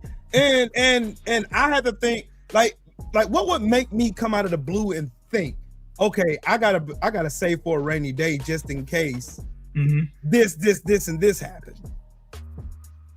Like I keep cash in my safe, right? Just cause of a rainy day. You know what I'm saying? Big Mama them was right. Keep it I don't in care if you don't like it. Big Mama them was right. Stuff that TV with that. I got money in the bank, of course. I got money there, but at the end of the day, you have your rainy day fund set up and put it back just in case something happens. Put it in the safe. Just in case something happens. Yeah. And then when that something happens, because we always planning for what's the worst that could happen. We always planning for it. We always like hiring, like, you know what I'm saying? You get people who will get so bougie, they start hiring people to do odd jobs around your house. You can do yourself. Like for instance, today, I cleaned out my gutters. That's what I need to do. I need to get a ladder. You know what I'm saying? I put my ladder up on the house, climbed the ladder, got on the roof of the house this morning, cleaned out all them leaves and stuff from the trees. All them leaves was in there, bro. Good God, I was up there for a while. But I did it myself. I don't have to pay somebody a few $100s to go do something I can do myself. Yep. Is it going to be tiresome? Yes, it's going to be tiresome. That's what work is for. It's going to tire you out. Yep. But at the end of the day, you doing it yourself, you saved yourself hundreds of dollars. Just like I do all the maintenance on my cars. I will take my wife's car, change her oil. I change my oil. You're going to go over here to one of these oil changing places and pay $100 for somebody to change your damn oil. Right. Yeah. I'm going to do my shit for $33 for the filter and the oil. I got that Toyota Care for like 4 years, so I'm going to go ahead and use that. Take advantage of that shit. You know what I'm saying? You got something like that, take advantage of it. But I don't have it. I don't have the luxury of having that. So I get the ramps out, pull the on that bitch. I know how to change my oil, my oil. Like, matter of fact, something happened to my car 2 days ago. Like, I woke up in the morning getting ready to go to the bank in Atlanta. I had to drive out to Atlanta because there's no Navy Federals around here. So I had to go drive to Beaufort. I get up and start my car. Now all of a sudden the car running all raggedy, lights coming on, and then I put my little tester on it, and I seen, oh shit, damn it, man, damn it, like getting a misfire code P0301 on the first cylinder. You have you have that machine that diagnoses? Yes, get you one. You know what? One of my goals is to learn how to work on a car beyond changing the oil and brakes. I watch my daddy a lot. Dog, it was my fuel. It was my fuel injector. It was a 301 and P201 code. That's your fuel injector bag. So I went to O'Reilly's, bought a fuel injector, pulled that fucking manifold cover off that bitch, pulled that fuel line up, got gas all over my hand. My car smell like gas right now until I ride it out a little bit. Put a towel down, dried up all the gas I can get up off that bitch. Put a new fuel injector in that bitch. That motherfucker run like new money. That's fast. True. I did it myself. That would have cost me $500. Yeah. Be self-sufficient. Yeah. Do it. Don't be afraid. You got YouTube University. You can get on YouTube and you can see. Bro, I can show y'all my room. And in my room, I got this media wall that I built. I built the media wall myself. That's what's up. Yes, sir. I built it myself. That's some wild work. I did it myself, and it's pretty impressive. Yeah, we got to do it. We got to be that. Learn how to do it. Mm-hmm. Learn how to do everything. That's why you have a community where you might know how to work on cars. Mm-hmm. This guy might know how to hunt real good and butcher and all. Learn community building, man. Community building. Yes, I've learned so much being in this community. I've learned so much. Shout out to my brother Junior the Truth, man. Without him, like I said earlier in this show, and I'll say it again, I'll say it as many times till I'm blue in the face. Junior the Truth put it like it was a fire that he gave me. And he was like, hey, bro, if you got this, and this that you want to do, you better get your ass up and go do it. Don't make no excuses. Don't procrastinate. Don't sit around wishing woulda, coulda, and shoulda. No, bro, get your ass up and you do it. Mm-hmm. And he was right. He was 100% right. Absolutely. 100% right. And he put a fire under me. I went and I'll never forget it. I got off his show. I went to Lowe's and I remodeled my kitchen in 2 days. Word? And I took pictures. Mahari, you remember that? Yeah, I remember what you talked about. Yep. I took pictures of my kitchen, Freedom's March. I took pictures, this is like 3 or 4 years ago. I took pictures of my kitchen and I was like, I'm tired of my kitchen looking all lame and shit. So I'm gonna do something that's gonna make this place look like mine. Cause I told my wife when we bought this house that we was gonna make this house ours. Man, I got on YouTube University, seen there was this double-sided sticking goddamn tape they had to where it can hold up tile on the wall without you doing plastering and all that stuff. I'm not good at plastering shit. Bro, went and did, matter of fact, I'm gonna find them motherfucking pictures. You're gonna make me find them. Change your backsplash and all that in the countertops. That's what I need to do. Yeah, I did all that, bro. I did all that because my brother inspired me to get my ass up and you go in here, you change this shit. Do it yourself. Matter of fact, I know how I can do it. I know exactly how. I know I got a picture of it in here.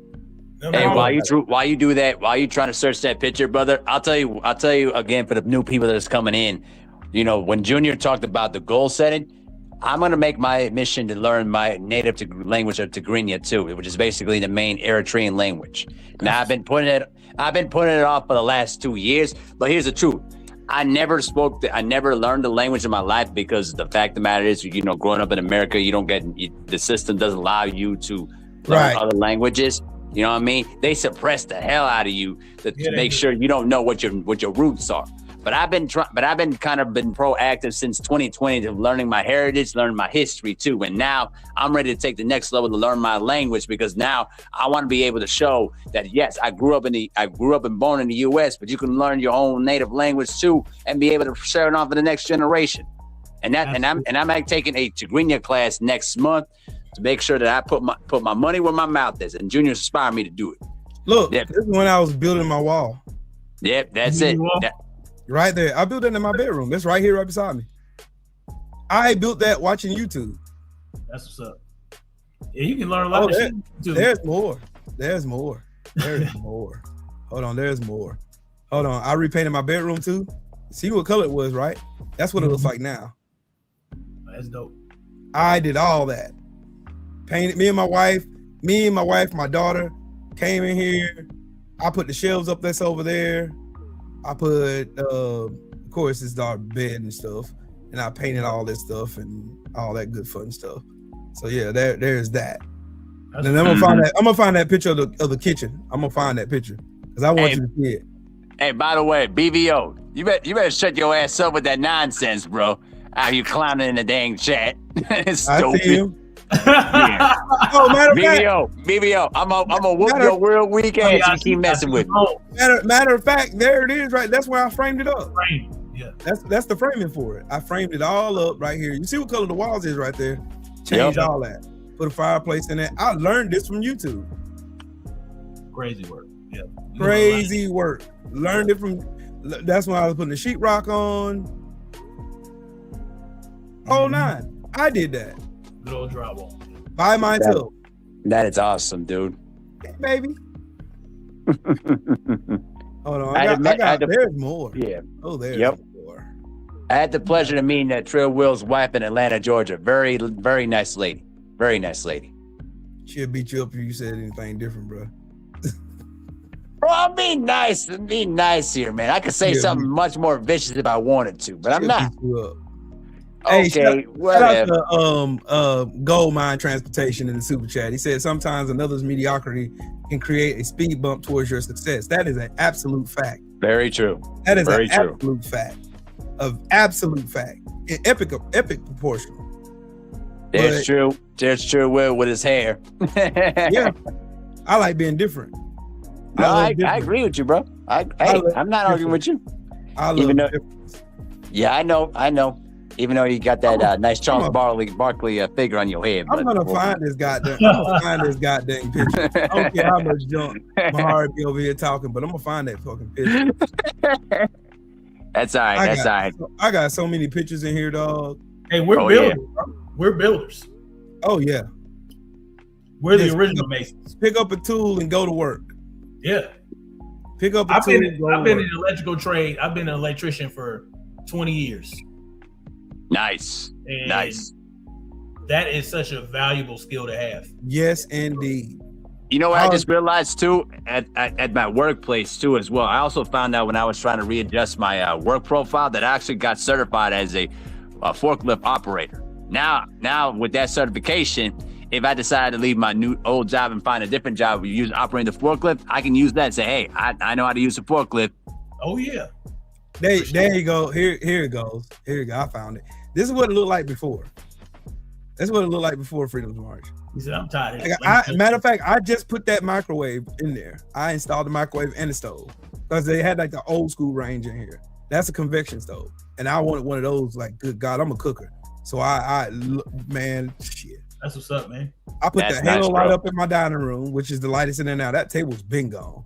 That table been gone like 4 or 5 years ago. That thing was gone. It's a big wooden table in there now. That's what I did. See where I moved the coverings from the sockets over here. Yep. Then now we put the backsplash up. And now that's what my kitchen looks like. See all that new refrigerator, new dishwasher. You can't see the dishwasher down there, but it's a new dishwasher, new stove, new microwave. And I did all that. The stone right here that you see was already here when we moved there. Then I put a kettle sink in too. I put a big old ass, like one of those fucking kettle sinks. Like that sink was like $800. Wow. Nice. And because I told my wife, like, we're gonna make this house ours. So I did all of that. And I remember sending Junior the pictures after I got done. And he was like, bro, that's what I'm talking about. Do that. Yo, You know what I mean? Like I did that. And then it just went from there and it escalated out of control now. Like it is out of control. Hey. What I done did in my house now, dog. They can do what it do. That is awesome, bro. Tim the That tool is awesome. man. Tim the And tool man. you didn't need to hire nobody to do it for you. That's the best part. Nope. You did it all yourself. Matter of fact, I did a live after I did that, after I did the kitchen work. Yep. While I was bigging up Junior on that video. Like Mhm. I mean, it's seeing stuff like that and having people around you like that. That makes you go. That what makes me go.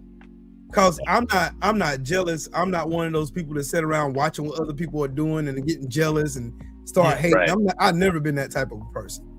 I've always been the type of person to where if you're gonna motivate me to do something better because there's a goal I already set in my head, then I'm gonna do just that.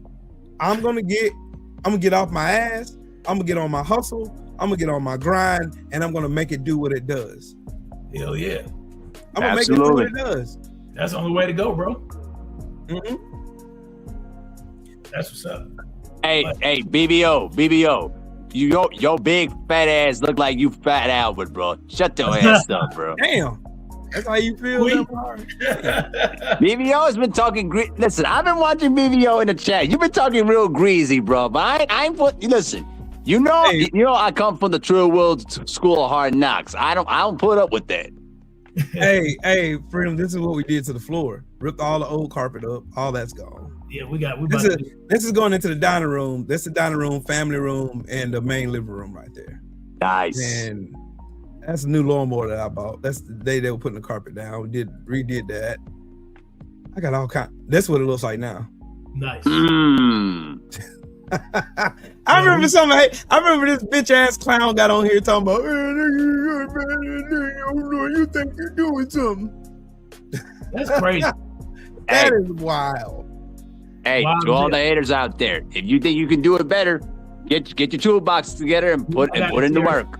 Yeah, we They ain't gotta going pull to. apart. They gotta ain't do the going same to thing. though. They don't live by that code, bro.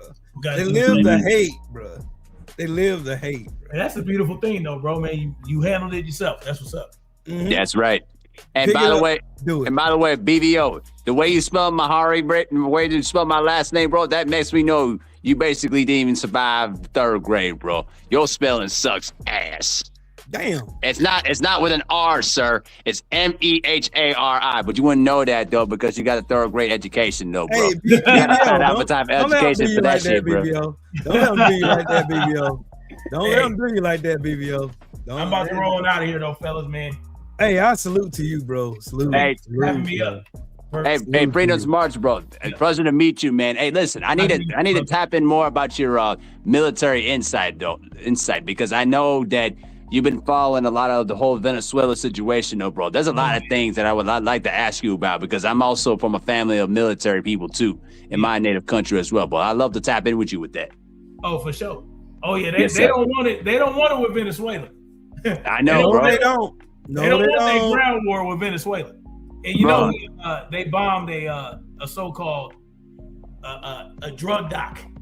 Yeah, So now they striking land with predator drones. Okay. right, They Yeah. gonna learn. bro. I They think gonna learn real quick. Freedom's March. Before you go, bro, I've been telling people all this time, like America got no experience fighting in jungle terrain territories. They're gonna get crushed if they try to go to war with Venezuela. But And the only and- experience they got was Vietnam, and that failed miserably. exactly. Venezuela is going to be worse than Vietnam. Yes, absolutely. And the amount of lives that's going to be lost on America's side is going to be way Tens worse. of thousands. It's going to be tens of thousands of lives lost. Exactly. Tens of thousands. But they don't really want to do that. They want Maduro to step down, or they want the people to take Maduro down, like they did Gaddafi. Yeah, Muammar Gaddafi. Yep. That's what they want because they didn't want to go into Libya either. Nope. They didn't want to go in Libya, so they don't want to do that. They don't want to do that in Venezuela. So hopefully, the right things happen and we don't end up doing anything. We can mind our own goddamn business and leave them alone. But that probably won't happen. So we'll see what happens. We'll talk about that for sure. Yes, sir. Thank y'all for having me on, man. I appreciate you. Hey, salute Yes, to you, sir, bro. man. Salute Freeze to you, out. and Happy New Year to you, bro. Thank you. Happy New Year to you as well, brother. Yes, sir. Yes, sir. Peace to the chat. Gen Yes, X sir. George, what's up with it, family? Hey, BBO, let me tell you something, Brad. You can't talk about deporting nothing, though, bro, when your ass is out there in Puerto Rico still trying to Damn. get some, bro. Damn. Shut your fat ass up, bro. You ain't Damn. getting nothing, bro. You ain't getting nothing. Your lazy fat ass still trying to spell my name, but you still mispronounce it, bro. You need to get you got that Baltimore education though, bro. You worse than Tank Davis. Damn, BB Otis. Damn. Please shut up, bro. I could listen. I told you. I sparred with Trill Will, Shelton, Junior the Truth, 7-8, and other people, bro. I can keep roasting you all day. Keep messing with me. Well, Keep messing with me. speaking of my brother Junior, while y'all two over here tussling or whatever, that's my brother Junior the Truth, right there. Yes, sir. That's my motherfucking brother. Yup. For real. Shout out to real, Junior the Truth, for man. For real. Shout out to him for real. Now I even told him that right there before we took that picture. I told him that. Mm-hmm. Me, him. I didn't even show y'all all the pictures from Atlanta. I didn't even show y'all them. Yep. I should have. Me, Cadillac Red. Yep, Cadillac Red and his greasy. Me and my brother Brent Fox. Yep, Brent Fox. Me and Mike. Mike Big Biggs Mike still Big. think he light skin. My sister from another misser, Ashley. Yes, Yeah. Ashley. Yup. Yeah, my brother D-Mine. You know what I mean? D-Mine D-Mine Jr. You know what I'm talking about? D-Mine, man, that still needs the oxygen tank. There's our Man, brother we was 7-8. hot- We was hot as hell out there too. Yeah. Man. My brother Hot fella. from From the north side. From the north Mhm. side. You feel me? My sister Queen 71. And guess what? That's right. Guess what, BBO? Listen, brother. Come outside in Milwaukee and come get this work on the hardwood. But wait, Damn. that's right. You're gonna be gassing for breath when I basically shoot J's all over you, cross you up, and blow by your ass. You understand? You can't fuck with me, bro. Damn. There's our brother True Titan. That's me and Drew. Yeah. I was gonna be petty. Man, you be petty. yeah, bro. Leave that man alone. That man been buried 6 feet under for almost a year now. He's done. I ain't bothered with it. Yep. I ain't bothered with it at all. I ain't And, oh my bothered God. with it at all. And hey, BVO, you said I got the name of a Tank fan, but what's your name stand for, bro? I love Tank. I love Tank. That's why your name is BVO, bro. Damn. Now we can keep go. I can keep going all day long, bro. Listen, I come from the school of hard knocks of the LDBC getting roasted. Car porn. Jeez, my baby look good. Look at my baby. That's a nice at car my- too. Look at That's my a nice baby. car. My baby That's a look nice car. beautiful out there. You just clean. I gotta take you to the car wash. Lord, Mm, gee. Mm-mm-mm. I gotta wash my baby. Mm-mm. Anyways, okay, so I get out 2 sidetracked because god dang it, you and BBO be going for hours and I miss everything that I'm talking about. Go ahead. But, Go ahead. I'm not going to interrupt you. This is why I love chopping it up with people like Freedom's March, man. Freedom's March be opening my mind to like gates and shit that I don't normally be thinking about. Here's just from the Shake jump. Oh hell. Oh hell. My man. Oh hell. BBO. Man, whoop shout, his man, ass. shout out to Bow-Legged Lou talking shit when nobody can hear me. Bow-legged Lou. That's right. The Puerto Rican Fat Albert. What's up, man? Damn. Hold on. What you said? I said the Puerto Rican Fat Albert. How you doing, man? What are you, man? Are you Damn. black? What are you? Damn. Oh, me? I am actually a proud Eritrean American too. Thank you very much. Well, I'm a Cleveland American, so Cleveland fuck that. American. Ah, nice. Very nice of you, sir. You know Hey. what though, bro? I love I'm gonna have Cleveland, I'm gonna have Cleveland, my- Ohio, bro. Good city, I'm bro. Good city. gonna have my granddaughter come box both of y'all because y'all just. I give you credit though, Mahari, man, because you know dudes like you was the ones that let Malcolm X get hit in front of his family, man. Damn. Okay, hold on. Yeah, Mahari's with him. That's Hey, wild. hey, I'm showing cute ass pictures of my granddaughter with boxing gloves. Take Y'all the baby just out of it. That's arguing not about right. nothing. That ain't Okay, right. let me get him back real quick though, because That's here's the my thing, son. BBO. You should check out our Eritrean track record, bro. We let nothing slide over here. If you try to mess with one of us in our own village, you gonna meet up with all of Yeah, us. you the type of dude to give a man mouth to mouth who got gunshot wounds, man. We know how y'all get down. We know how y'all get down. Damn.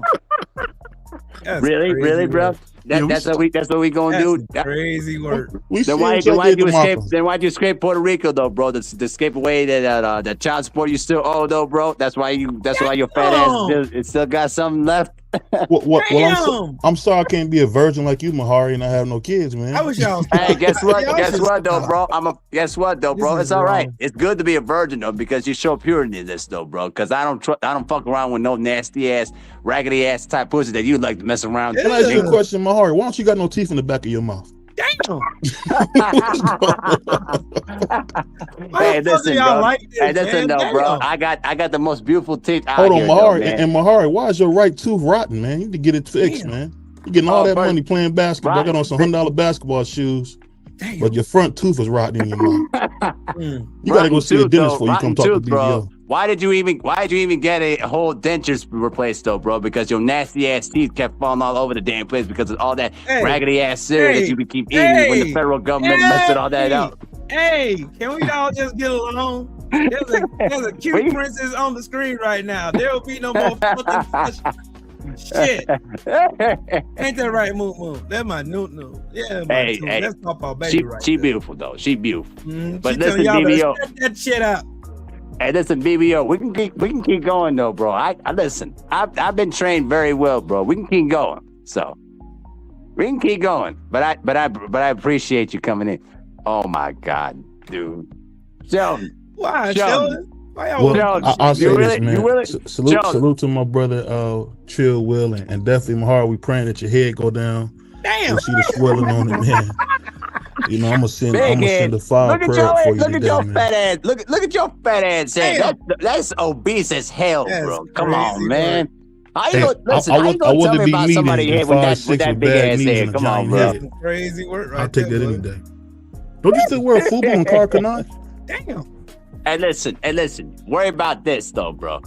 Worry about your homie Insane that's still trying to come out here think he can debate me in basketball, bro. Ain't nobody can mess with me when it comes to basketball now. I'll You debate tell you in him. basketball any day, man. Oh yeah, anytime, any place. I'll come to your. I'll tell you what. I'll come by to your channel. The next time you go live, I will be there. Oh I yeah, will come be by the there. doghouse. I'll cook you there live. No problem. No problem. Hey, get you a suit. Took him in a suit. That suit look good on me. I'm wearing that suit. I'm wearing it Sunday. Yeah, because I feel like wearing pink. And guess what, Sheldon? Let me tell you something, man. At least I stepped outside and traveled, though, bro. While you still banned from traveling. Shut your ass up. Damn. Why must Man. y'all be like? Why must y'all be like that? Cause that Sheldon always likes to pull the trigger, and I unleashed the rounds. I got some more clips for you, Sheldon. I got more for you. Hey, but seriously though, on the real though, 2026 is gonna answer a lot of questions. It's gonna answer a lot of questions. You know what I mean? From not just here in the United States, but also worldwide too as well. It's gonna answer a lot of questions. So, hey, it's been fun. Hey, this been fun though, bro. But I'm gonna go ahead and get something to eat though, man. And hey, this been fun though, bro. Hey, next time when we do this, Damn, I ain't show y'all none of this shit, man. go Damn. ahead. Nah, go ahead. What was you saying? No. Oh This my from me and gosh. my Look wife at- and at the 85 South show. I didn't even show y'all this shit. Oh, let's see this. Let me see this real quick before I go.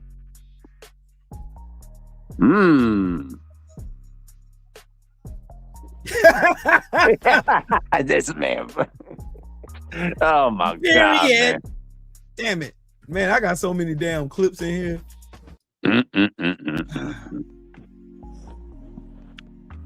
Hey Sheldon, the food can wait though, bro. You come over here and get this roasting too. Matter of fact, before I get out of here, let me change this app. Actually, no, I won't do that. I'll be nice today. I was about to change the avatar to say Brett Favre loves Sheldon, but I'm gonna leave him alone today. Damn. I'm gonna leave that alone today. Let's see what else I got over here. I got so many clips.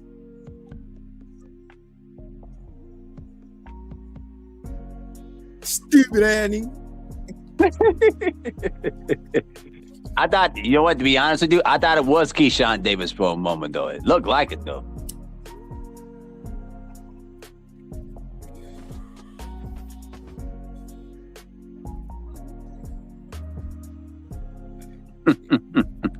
That is awesome. Whose show is that? That's cool.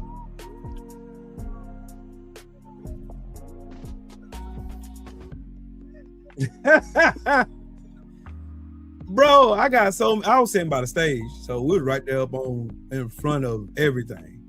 When we went and watched the 85 South show. I think that's last year. Yeah, that was last year. Okay. No, it was year before last. It was in 2024. Hey, my heart, why you keep saying you love Tank so much? You got like some type of a secret thing with this guy? Kind of scaring me, man. What the hell are you talking? Okay, we're not gonna turn this into a Tank conversation today. Hold on, y'all gotta hear this part. You gotta hear this part real quick. Yeah, let's hear this real quick.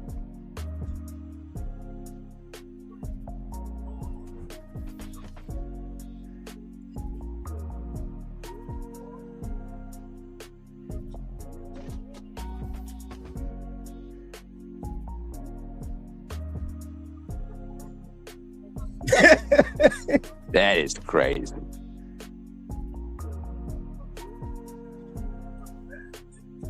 I can't really hear, but them niggas on the 85 South show, them niggas funny as fuck.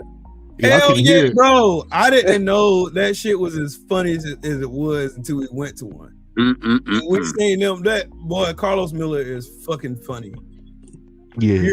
Them niggas based out of ATL, right? No, only DC Young Fly is. Carlos Miller. Well, Carlos Miller's from Mississippi. DC Young, Chico Beans from Cleveland, and DC Young Fly from Atlanta. Zone C. Damn, I got so many damn pictures in here, man. I got so many videos from when we went to the. Hey, I said this to Drew, y'all. I was stupid. I said this to Drew. What the hell? Who's that? You don't know who that is? No. Oh, yeah, that one. Yeah. I get it. Yeah, I said that. I sent it to Drew. I had to send that to Drew. Drew had to get that. You know what though? That picture do remind me of another person in mine. You know who that is? Who? The one that's standing below me. The one that's below me. Damn, BVO. You gonna let him keep doing that shit? Mahari. I don't argue with virgins, man. I don't do that. Stop that. It's okay. It's okay though, bro. It's okay though, bro. That's it's a good thing that I'm a virgin. And it's the thing, Mahari. If you ain't got all your teeth, I don't know damn child support. If you ain't got no teeth in your mouth either, man, but your front. Nah, Mahari, that ain't the case. Mahari, we gonna take care of you, bro. We gonna get you taken care of, brother. We gonna, you want to stay that way. Next time we're gonna send you to the meet and greet with a haircut. That's what we're gonna do. Damn, that's how you feel, BBO. We're gonna get him a pair of shoes. BBO, I got the most luxurious fade in the entire LDBC. Who you talking, nigga? Look like it's running away from you in the front, man. You might as well go ahead and get that bald head, man. Mahari don't, man. Go clap some cheeks, bro. Go smack some cheeks, bro. Yeah, I'm telling you, man. You need to go handle that, bro. Hey, grow your beard, bro. You out there? You in Minnesota, bro? Go holler at some of them sisters, man. Go clap some cheeks. Man, don't know women like Mahari, dude. All they want to do is spend his money. That's what you saying here. BBO. They call they call them when their car needs fixed, or they need to get some money on the rent. Mahari, BBO, you're the last person to be talking to give me some goddamn game when you still got a big fat ass bad out of body from yourself, bro. Hey, you know what though? I'm in the gym. I'm gonna fix that for the meet and greet. I want to see how you look when I see you. You gonna still have that balloon head with no teeth in your mouth. That's what I want. Don't worry about it though, bro. This 9 iron looking face dude that you say right here, he gonna show you what it's about. I'll see. If you pull up to Milwaukee though, bro, you gonna see what this is about. Don't worry I'm talking about New York. Okay. You allowed to go to New York? Well, first of all, I actually, you know what though, bro? To be honest with you, I got some other plans in mind. I'm actually gonna plan on going to the Philippines later in the year, but yeah. Oh, no, don't go to the Philippines, bro. Don't go to the Philippines, bro. You don't get you won't be a virgin no more. You definitely gonna get your lady boy over there, bro. Don't even do that. Yeah, I can see. Go. One of them. Hey, Mahari, man, why don't you go to Africa, man? Go get you something up over there. Bro, yeah. I try to tell my crew to go. Let's go to Africa, bro. And I tried to tell them, but they just wanted to go to the Philippines. I said, all right, you know what, bro? We'll go to the Philippines the first time, but the second time we going. You better start checking the Adams albums, bro. You better. Hey, yeah. Just don't come back with VD, Mahara. We know how that's what you can be. Damn. Hey, you know what, BBO? Let me tell you something. I'm allowed to travel anywhere, and I don't have to worry about being detected. Unlike your fat ass is still out there trying to get away from them fools out there that trying to chase you down. That's why you escaped from Puerto Rico for a reason. Because you still owe child support, and your baby mama still trying to haul you up. A nigga that wear Mecca jeans and FUBU, man, can't really roast me, dog. You can't really do it, man. you a dweeb, man. I probably would have gave you a swirly back in the day. A dweeb? You a Urkel, man. You don't give him a swirly? I'll give him a swirly, man. You a dweeb. Damn. I would have played hot hands with your face, man. You used to slap dudes like you around. Damn. I can see my heart running from the gym now. No. Running from the gym, huh? I can see. All right, BBO. You know, right, I you'll was see what quick it to is. slap a Urkel back in the day. You know who you is though. Let me tell you this though, bro. You basically it's nothing but who else was I thinking of? Let's see. Yeah, you're not even funny, man. You know what? You know what though, bro? You know what though? I actually got one in mind. You like the black version of Rikishi though, bro. You Rikishi, man. You know who you remind me of? Who was that dude? Chabret that used to be with Walker, Texas Ranger. You that corny black dude. What? That black dude from Walker, Texas Ranger though, bro? Hey, at least he know how to kick ass. You don't. Nah. You don't. Okay. So because I seen you I seen one of your legs, man. One of your legs is shorter than the other, bro. I seen that. You say you wear one of those special shoes, bro? He thought I didn't see that. Hey. Oh, really? How you know, huh? How you know? Hey, Mahari still ain't learned to start trying to roast with people from Ohio, bro. For real, y'all niggas can roast. Okay, first of all, I roast Junior on an everyday basis. Junior fries you every single time. You have never won against Junior in a roast. Yeah. Ever. No, I've won some rounds with Junior. I've won some rounds with Junior. I've won some rounds, but I haven't won a whole session. Mahari is one of them funny looking dudes who think somebody, because he got a funny voice, dudes ain't gonna roast him. But when I see him smile, he got them teeth missing in the back. hey, BBO, did I tell you I got to meet Martin Lawrence? No, that's cool. That's what's up, bro. Yeah, was he nice? Martin Lawrence, he was cool as fuck, man. He's cool as fuck, bro. See, far from Bad Boys, I met Reggie and my favorite character, who I portray. You know what I'm saying? Martin Lawrence, aka Big Marcus. You know what I'm talking about? Marcus Burnett. Big Marcus. Yep. See, Joe Townsend is Mike Lowry. I am Marcus Burnett, sir. It's hard to be Mike Lowry, man. Yeah, it's hard. Hey, Joe Townsend is Mike Lowry, bro. He is. Mahari though, man. How come you couldn't convince your homeboys, man, to go? You know what I'm saying? Go to the continent or something, or at least go to the Caribbean or something. You know what I'm saying, man? Because he didn't have a choice. He was told to go. Callie, I tried my hardest though, bro. I tried very hard. I said, bro, let's go either to the Caribbean or something else. Like, hold on. So your homeboys, they don't get no play either. They got Desert Dick too. They got with him. No. Desert Dick.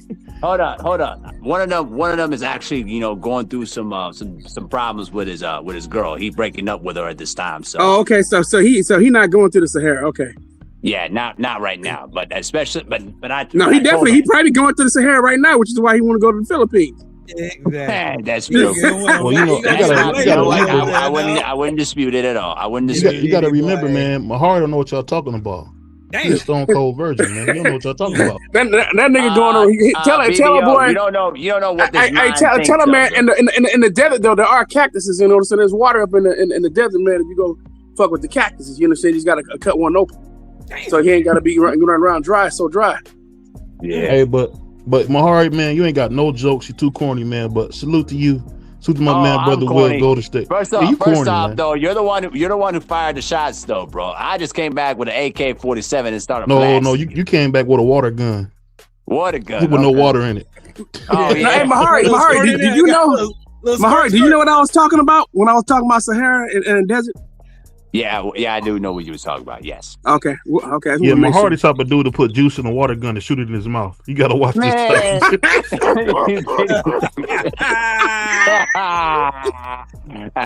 Hey, Callie, I'll show you the reason why a Tank fan will ever debate me, because I got too many receipts.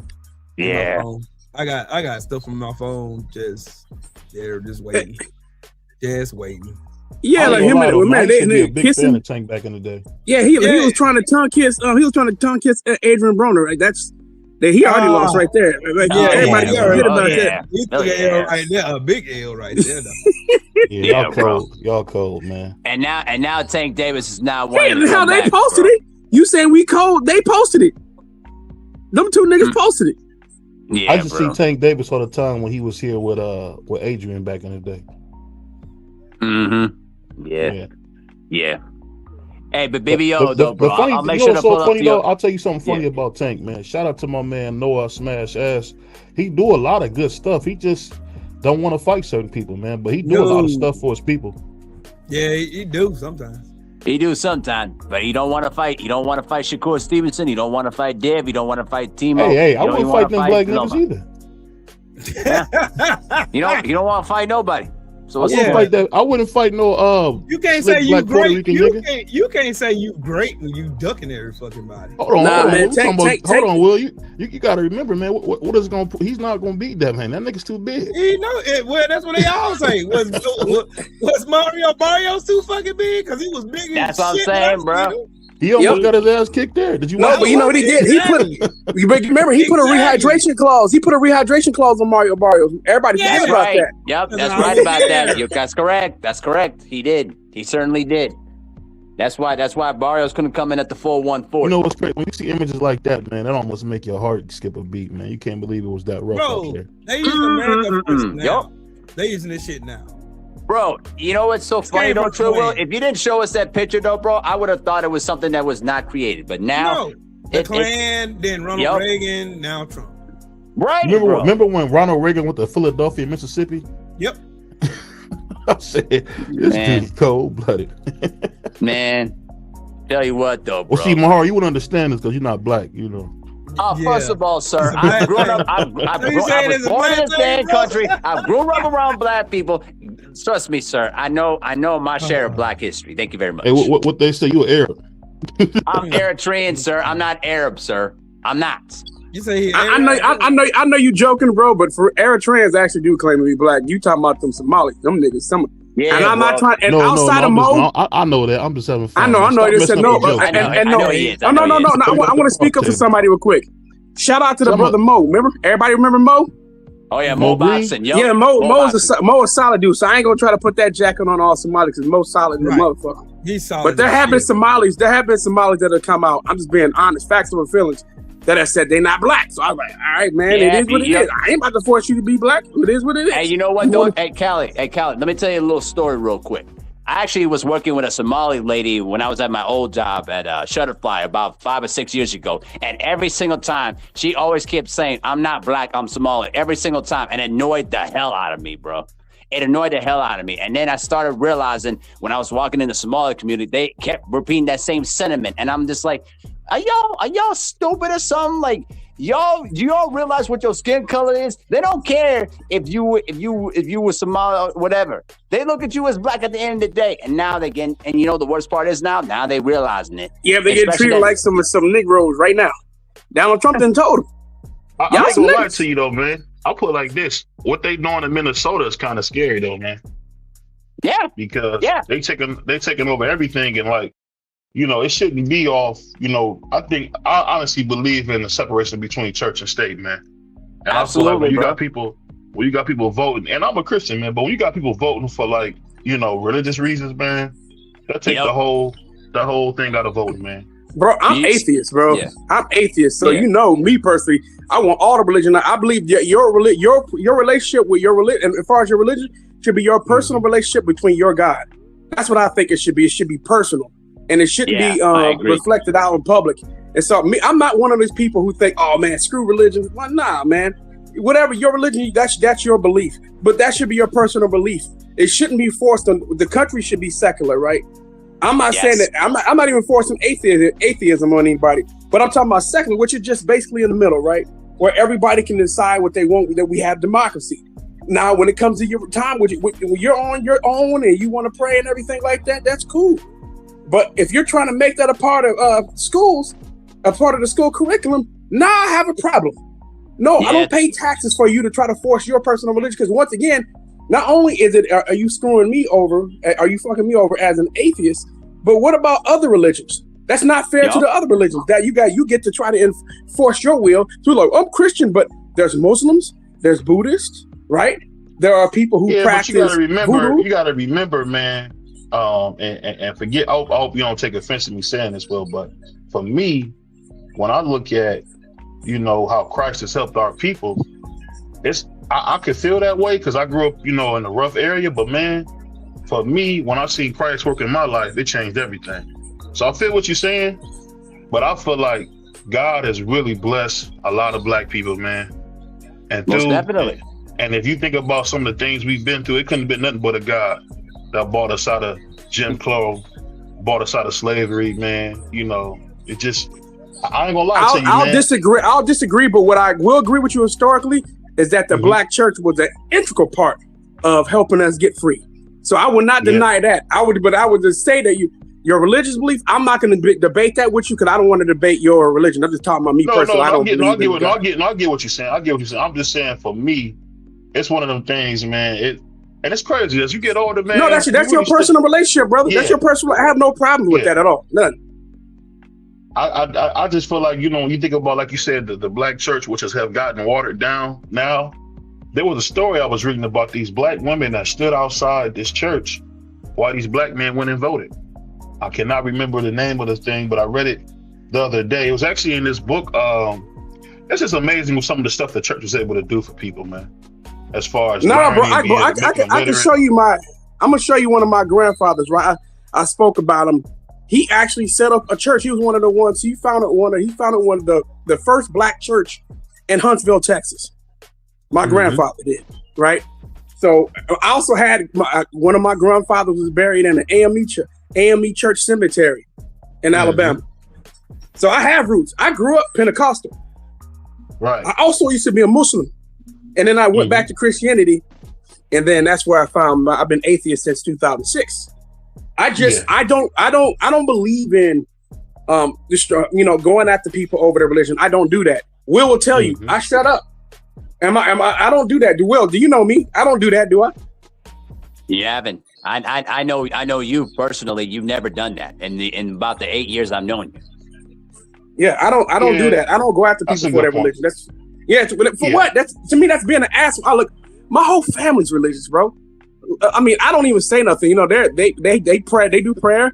I just participate, bro. I don't believe in it, but I still participate in it. It's out of respect. So I'm not going to sit here and go tell them, "Oh, you stupid." Yeah, go ahead, Trevor. We got this. Yeah, I get exactly what you're saying. But here's the thing, though, guys. I want you guys to understand something here. You know what's going on in Texas right now that Governor Greg Abbott is now indoctrinating Turning Point USA into their curriculums, right? We're seeing indoctrination in real time right now. You see how he's a horrible governor, though, man. See, this is the thing I don't get. Right. When did people only vote off feelings? He's been horrible for Texas. I mean, horrible. Right. I mean, it's like Texas should be doing what California's doing, but you actually see the economy's not growing at the same rate. It's almost like they just, I don't know. They got it out for Texas, man. Well, can I say something though? We want to tell you why. And I've been saying this, and a lot of people will be pissed off, but this part I will not bite my tongue on. Most Americans are ill-informed when it comes to politics. Most Americans are ill-informed when it comes to policies, which is why we should be doing better than someone like my current governor, Gavin Newsom. We should be, matter of fact, we should be doing better than someone like a Bernie Sanders. For real, Bernie Sanders on the global political spectrum is moderate. Yep. No, for real. Our country is so far to the right. I'm talking about the Overton window. Yes. Our Overton window is so far to the right that we view people like Zoran Mandani, who would be moderates in almost any other country, as extreme left. That's insane. No, our country is insanely far to the right. Look at the Republican Party. That's almost considered to be normal now. In every other country, that's considered to be far too extreme. And at best, we hardly have any representation in office. Go ahead. When you had Newt Gingrich do that stuff he did, that's what kind of changed the Republican Party because absolutely. Well, it started before you know, then, but keep going. That's in the mid-90s. But I'm just saying he kind of was what you see now with Mega and all that. That kind of birthed from him. But to me, when I look at a guy like Mitt Romney and John McCain, those are good guys. And it's like it seems like there's no such thing as being a good guy. And I kind of hate that about politics. Now you see Marjorie Taylor Greene, now that she out of the fold, now she want to talk with some sense. And my whole thing is, as a black man in America, man, I don't care about, the rights of, same-sex people and all that. All I care about is how can I grow my family, take care of my family long-term, buy a home, and secure the next generation. And I think a lot of black people are kind of mistaking, the Republican Party for that, because you see so many guys that say, man, I don't want to be involved with the circus, man. You know what I mean? A lot of us younger guys, like I'm 35, about to be 36. Guys my age who got families, man, you don't want to be involved with the circus. And I think sometimes what happens is they see a show of strength with Trump that's not really there, if that makes any sense. Well, I would say this before. Because he comes off masculine. That's why I think because when you hear people like AOC, come on, bro. Come on. Go ahead, Cal. You were about to say something. Go ahead. Oh, my bad. Go ahead. No, I was saying that. First thing I was saying, Newt Gingrich. I know what you're talking about. We talking about mid-90s. I was in high school in the mid-90s. Technically, I mean, you could say I would say that he really wasn't the start. I said a lot of this started from. I would say that a lot of this started with Nixon, right? The beginning of the end of the Republican Party, where Richard Nixon decided to use the Southern strategy. All the started with the Southern strategy, and it was always going to head to hell at some point. And so, and on top of that too, you also have to blame the Democratic Party for being a neoliberal party, pro-war, right? And matter of fact, they really became pro-war I'm talking about in the 2000s, right? I'm talking about early 2000s after 9/11, because they were afraid of the political retribution of losing, because Republicans found a way to turn it into a political bludgeoning tool. Americans, a lot of Americans wanted blood, but they weren't. A lot of Americans were totally unaware of the United States past, the United States history of intervention around the world. If they knew a lot about this, they wouldn't have the mindset that they do, because that's just like right now. There are quite a bit of Americans who don't mind attacking Venezuela right now. Yep. But they don't know the history of the United States in destabilization of Venezuela, or currently how the United States has had for decades sanctions on Venezuela, causing their economy to collapse, causing massive economic problems in Venezuela. Same thing with Cuba. They've been destroying Latin America for about over a century. There's been a massive intervention there. Same thing in the Caribbean, right? United States, when it comes to destabilization in Africa, have done the same thing. As a matter of fact, United States have engaged in destabilization in Eastern Europe as well. If you want to know why, they didn't do good in Cuba, because Cuba at one time had more nurses and doctors per capita in the Western Hemisphere at one time. Oh, absolutely. But that's when the embargo took place, right? The embargo made it where it's harder to get ship supplies and other material over there, right? And made it where they couldn't exchange goods and services. So you're seeing a shortage. Yes, and as you see, that's right now. Even right now, they have a shortage of supplies on that island, and it's done intentionally by the United States. Yes, because the United States decides that. Same thing to Puerto Rico and Hawaii. Absolutely, the United States decides we're going to tell you what type of political system that you're going to have. If you don't have the political system we like, or if you don't allow our wealthy elite to come in and to siphon all the resources off your land, whether it's minerals or if it's something like produce, right?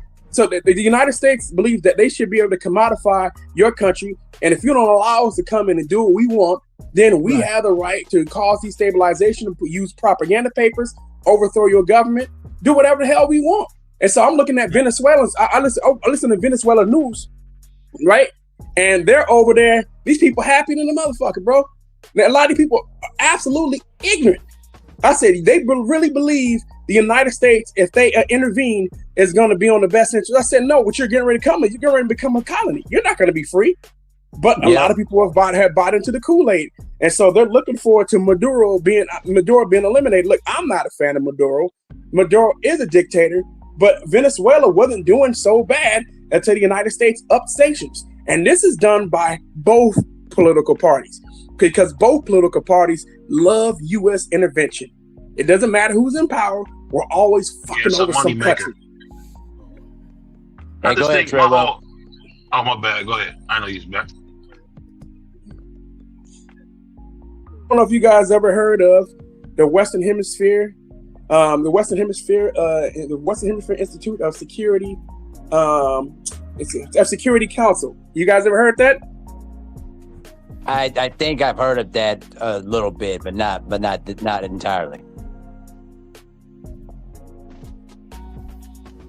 No. So, but I'll say it like no matter that. what, America is a powerful vacuum, man. So you're gonna see us consolidate power in a lot of ways. Just like you see for the first time in many years, you got us trying to go to trade wars with Canada and Mexico. Because the thing that made America so successful because we had peaceful borders, man. People don't realize that. That's a huge thing. What made America successful is their soft power. Yep. And Trump ripped all of that away. That's gone. All soft power in all these other countries, that's what made us powerful. It didn't have nothing to do with borders, because America stole this land. That's number one. Number two, I'm just saying, as far as if you don't have to have constant border wars like a lot of different people have, right? It does kind of make it easier for you when you got peaceful neighbors. If that make any sense. Yeah, but the thing about it is, like what I'm saying is, our soft power is what made us powerful.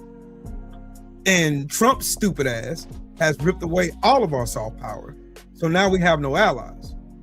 So now we're isolated by ourselves. We're out on the island by ourselves. And we think we're still a superpower by delusion. You know what though? You know what's so funny though? We got the goofiest, dumbest, stupidest, dumbass administration ever in the history of Everdom. And like Pete Hegseth is incompetent. He's stupid. He's getting rid of the people who are the masterminds behind successful targeting missions and shit like that. The chiefs of staff. And then he's centering it around DEI and diversity, equity, and inclusion and all this other goofy shit, bro. That's what they're doing. That's essentially what the whole thing is. Like they think they can put a bunch of mediocre white men in place, and they're gonna still be successful with less people who have qualifications and education on war and foreign policy. You can put all those people in places, and then the next thing you know, you think this is going to be a success when it's going to be an abject failure. Because racism ain't never won. It's never won. It's never going to win because it's stupid. It's based on ignorance in the first place. It's based on dumbass shit. Like it's based on the fantasy that somehow putting a white man in place somehow is going to make it better.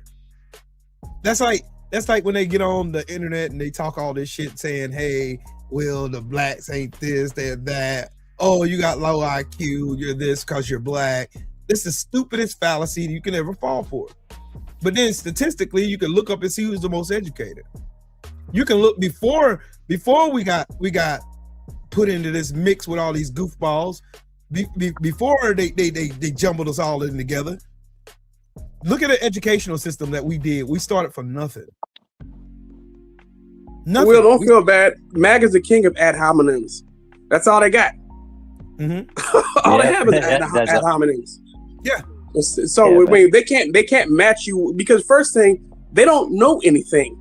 If you try to stop them, ask them about any specific policy, if they can, I'm talking about from him or for any president.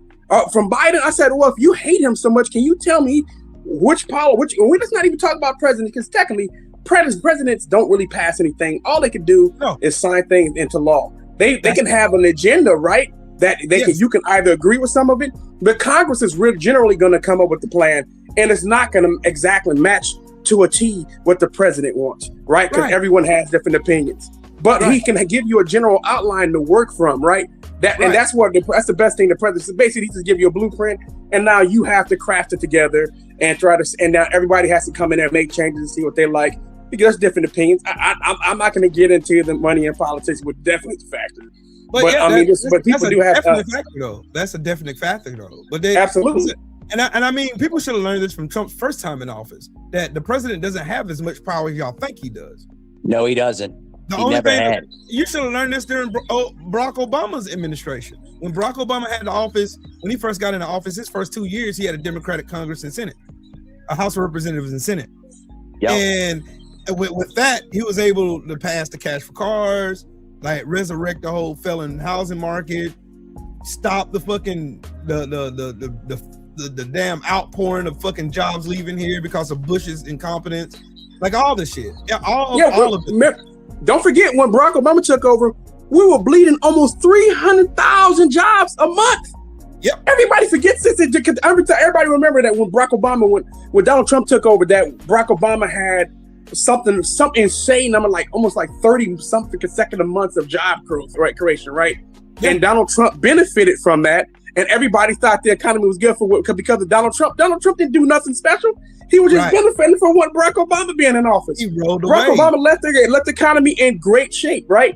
And so, I mean, and I'll try to tell you, said the benefits from an economy generally happens years down, right? So what Barack Obama did in the first term, Barack Obama saw some of the benefits from that during the second half of his second term.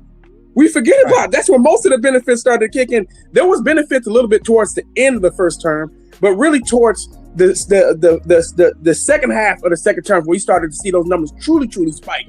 And Donald Trump reaped the most benefits of the job creation because the media was in there congratulating him for something, and they can't even tell you what specific policy he passed. He just happened to be in office.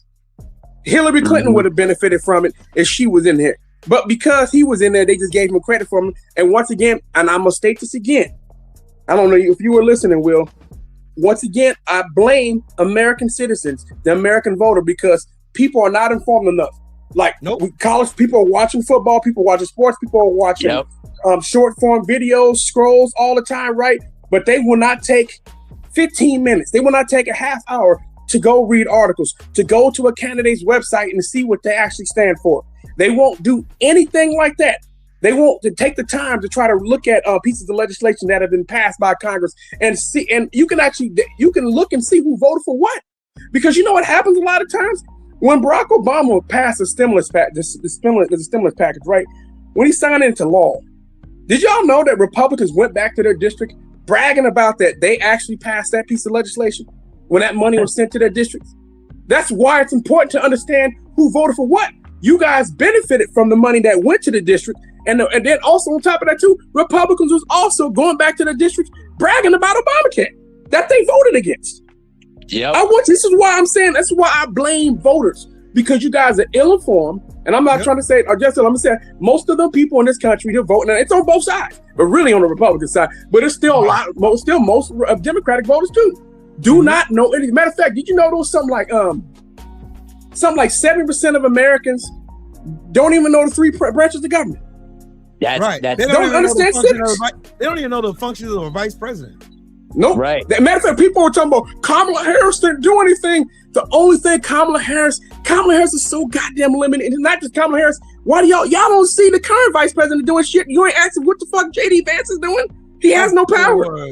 He's just a 101st senator. And he's really there. His number one goal is to be there just in case the piece of shit, decides to check out on life. That's really his job. That's his number one job, is to be there just in case he just says the same thing he said about Epstein. He said Epstein was a failure at life, which was fucking hilarious, by the way. But what I said, but when you die, I'm gonna parrot the words that you once said about Epstein, that you were a failure at life, and I'm gonna celebrate my ass off. But once again, like I said before, though, it's important for people to read. I state this all the time. Take some time, read some of these political articles. Read them. Seriously, I'm not trying to be funny, y'all. It don't take you that long. Get in the habit. Get in the habit of reading. Yep. You need to. And it's something that people in this country don't do. And it's why we are where we are. It's the reason why we don't have a single payer healthcare plan. It's the reason why that the college continues to go up. It's the reason why goods and services continue to go up, because people don't want to take the time to look this stuff up. And all they want to do is watch 15 seconds. They said, matter of fact, the studies have shown that People only watch about 47 seconds of videos. 47 seconds. You have a short attention span. So what you need to do is break away from some of this social media. Start reading. Start reading. If you don't do this, if you don't break out of this cycle of being obsessed with social media and watching dumbed down videos and shit like that, the country is going to continue to go into the shitter. You have to wake up. I'm talking about, and this is for all Americans I'm speaking about. We all have to do better. Even myself, I still need to do better. So we have to. Come on, man. You got to. And in this political season, you have to be on your shit at all times. You have to that's why do y'all think I do so many videos? Why do y'all think I spend so much painstaking time doing as much work as I possibly can to stay informed about what's going on in the political sphere of this country? Because a lot of people they think it's so boring and so painstaking. They get so people dial off when you start having deep political conversations, and especially reading stuff that has to do with politics, political structure, how the three branches of government work, the role of the vice president, the role of the legislative branch versus the executive branch versus the judiciary branch. All of that shit, people don't know the most simplest shit. They don't know shit about civics. And it shows. Listen to MAGA. Listen to what they say. These people don't know. They think Trump has all this fucking power. He doesn't. The only reason why Trump is doing what he's doing is because the Congress is letting them do it. And they're Republican cowards. All of them are cowards. The only reason why Trump is getting off what he's getting off with no oversight whatsoever is because there's not a Congress there to check him. There's nobody. What's the most? Well, I got a question for you, real quick, because you on the road. I don't want to just cut you. What's the most powerful branch of government? The legislative branch. They write the laws. They put the laws in place. So why don't they act like it? Because they're pussies. Like I said, they pussies. Straight up. They are cowards. They are absolute cowards. And nobody. And the thing about it that blows my mind, Callie, is a lot of people ain't even mad about it. Nope. They don't even care that Congress is acting like a bunch of fucking cowards. They don't even care that Mike Johnson is just there to just get a $223,000 check. Ain't doing shit to stop. Because you know what Donald Trump's doing in Venezuela is illegal. Look how much work they did last year, Callie. Mm-hmm. Look how long they were on vacation for. Oh yeah, absolutely. You think these congressmen, these senators, and these congressmen and women, you think they earned that $174,000? No, they didn't earn nothing. They didn't earn a fucking thing. They stole money last year. Yes. Pretty much. Can y'all work? I'm gonna ask everybody here, everybody on the panel, everybody in the chat. Can y'all go to your job and work only not even a quarter of the year and get your whole net worth for the year? No, you're gonna get fired. Man, you'll be fired the first moment you even try it. That's my point. There is nobody in here that can go to work and just bullshit through most of the year and still make all your bread. There's nobody. There's not a person in here. There's nobody who will watch this video. There's not a soul that you can point to show that anybody could get off bullshitting through the year, not doing any work, letting the president pretty much run amok in this country, overuse his fucking executive powers, and nobody said a fucking thing about it. Not one. Well, here's the thing, Will. Let's talk about, before you go real quick, Mari, look what's going on in Venezuela, right? He reclassified drug dealers as terrorists. There's no such thing as a fucking drug dealer. I mean, they're talking about a drug cartel terrorist. That's not a thing. So what he's doing, they try to make fentanyl sound like it's a weapon of mass destruction. Exactly. And you know why he did that? Because he did that so he can go around Congress. I'm sorry, Congress. Y'all, the matter of fact, the Supreme Court is supposed to have overruled this. Said no, this is not. You can't do this. But Donald Trump once again wiping his ass with the Constitution, and this dude decided to declare war on his own. And then he's already stated. This administrator stated over and over that it's all about the oil. So if it's about the oil, like you've stated, at this point, his ass should be impeached, right? Because once again, he's broken the law again. Something. I mean, they've been telling you what they're doing.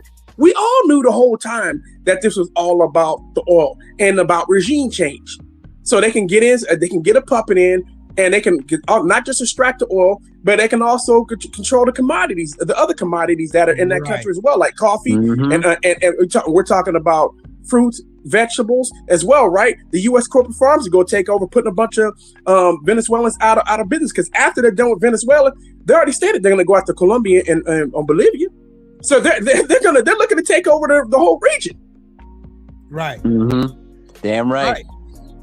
Damn right, bro. But if people are so sleep, they are so sleep, and they are so goofy, and they're willing to just like let this fucker get away with literally everything. Like,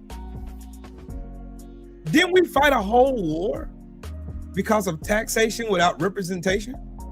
What was the whole?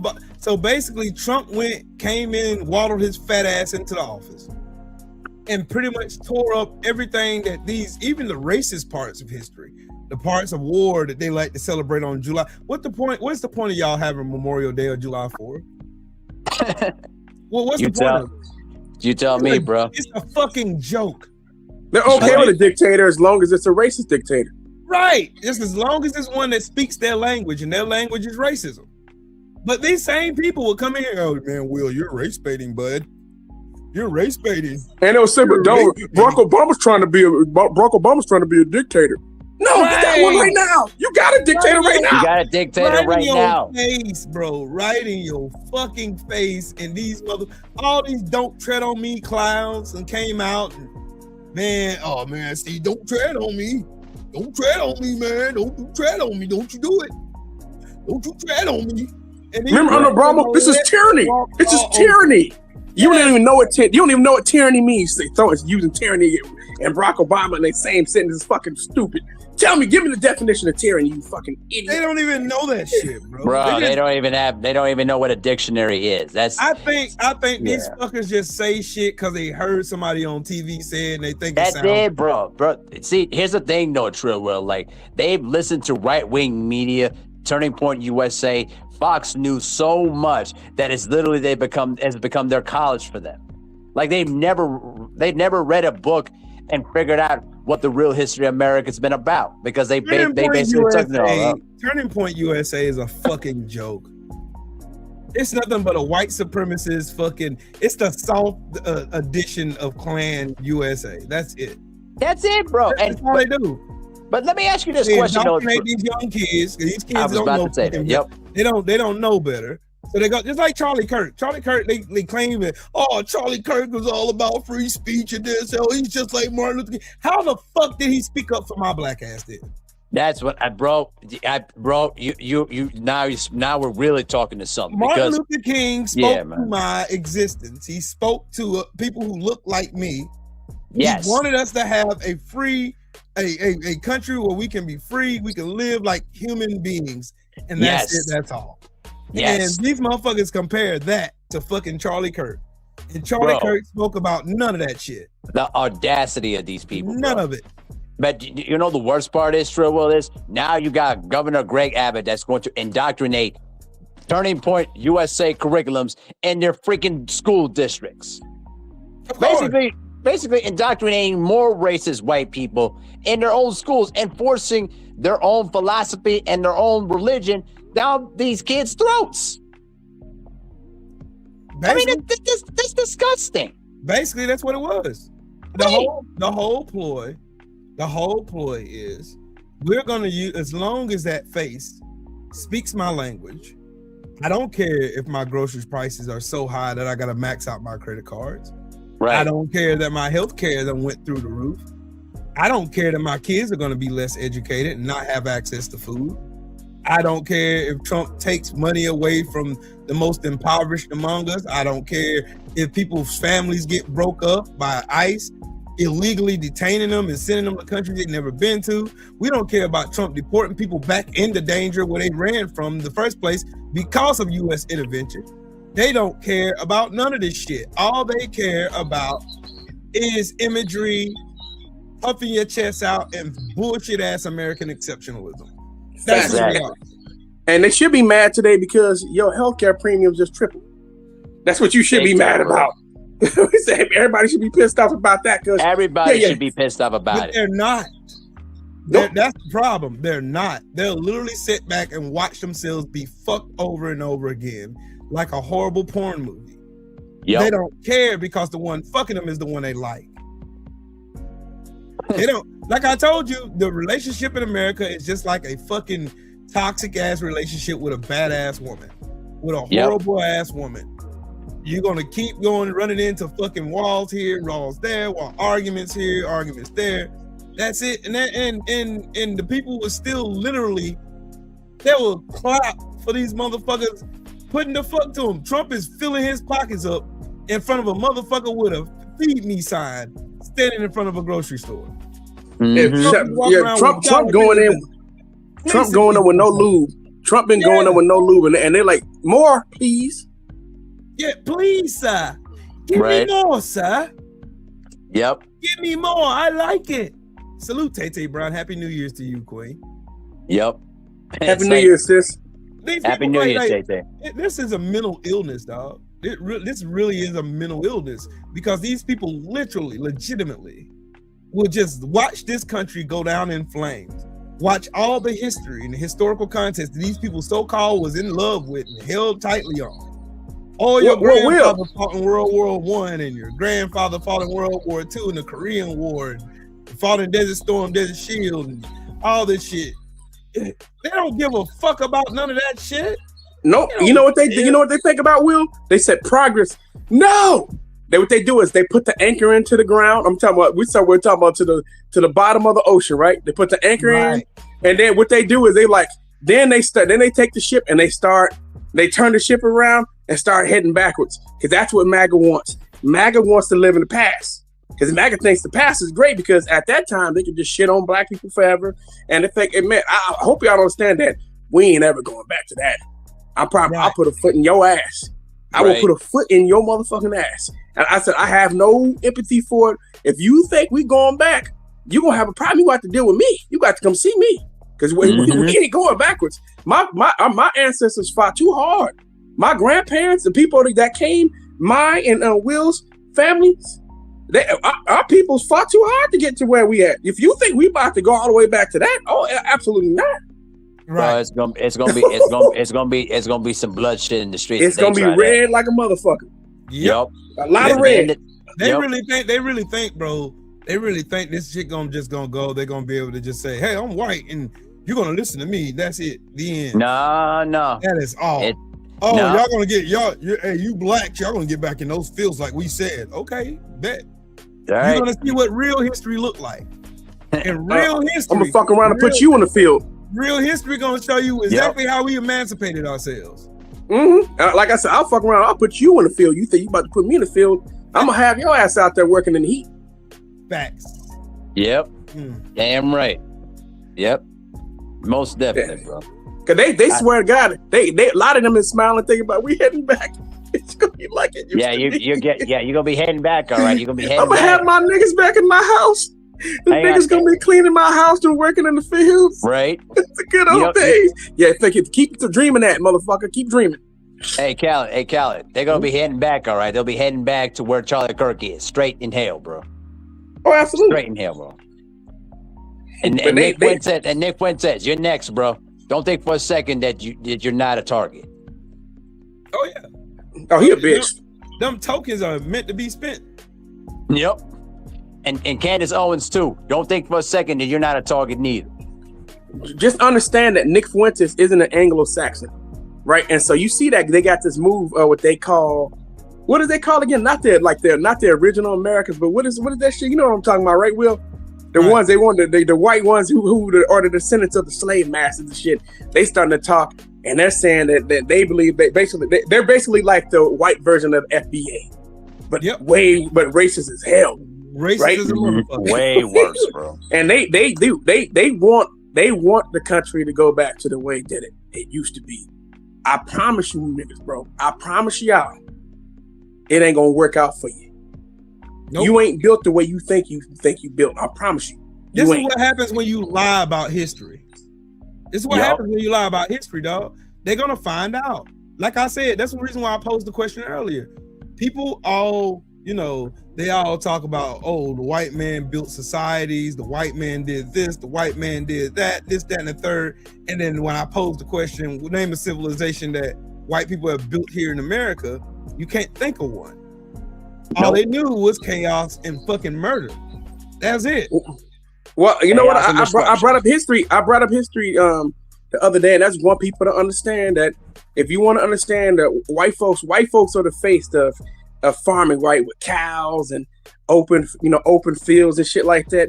You know where they learned that shit from? Our ancestors, the Fulani, the Hausa from Senegambia region, which would be modern day Senegal and the Gambia. They were, so if you know anything about the Fulani and the Hausa people, those people were nomadic people, and they always took their cattle with them. And so they knew how to control, they knew how to herd cattle.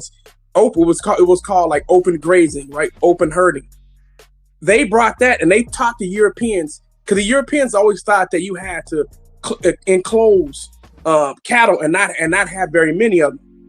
And our ancestors were used to having as many as 20, 30, 40. That's common in Africa with nomadic people, right? All across the continent of Africa. But our ancestors knew how to do that, and they learned it from us. And now people look at them as the experts when it comes to that, when that's an African practice. Mm-hmm. Right. See what it is? What he said? When you find out shit, I can show y'all all kinds of shit that they learn from us that you think that we learn from them. No.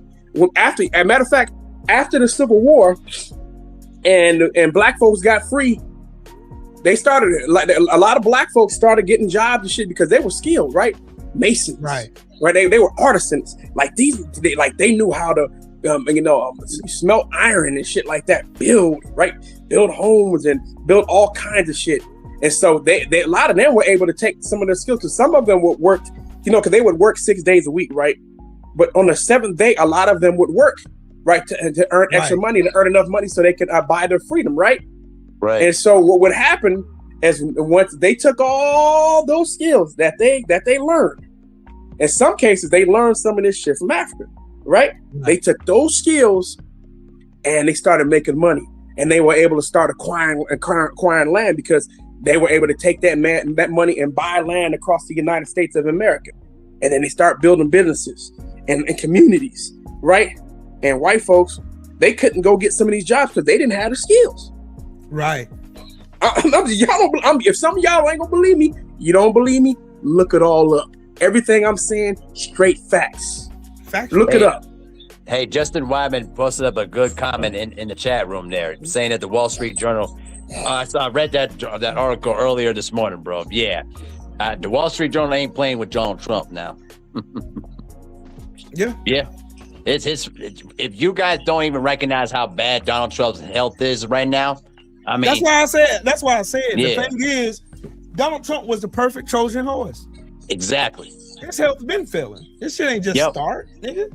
Exactly. Y'all think Donald Trump's health is just started being bad like this year? Like, no, absolutely not. We've been knowing that it's been bad for almost the last 10 to 20 years. Like Donald Trump eats McDonald's and drinks Diet Coke and shit, and think because he got so many people lying to him around him, he is okay with shit, eating all kinds of bullshit, knowing he's got congestive heart failure. He got swollen ass cankles and shit. Both his hands are black as shit. Yep. But then you sit here and you could try to tell people, oh man, see, Trump he's the pillar of health. Sure he is. Sure he is, buddy. See, the thing true is, he was the perfect Trojan horse to get what they want done.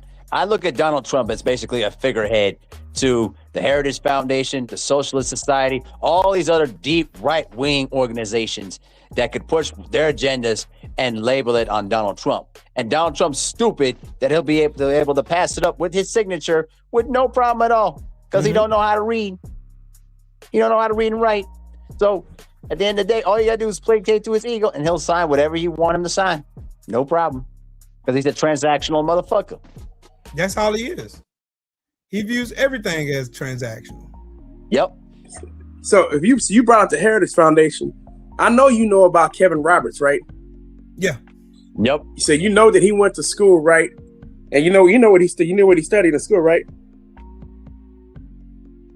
I'm about to pull it up so y'all can see it and look up his background, right? So you wait till you listen to his background on what he studied. So here it goes.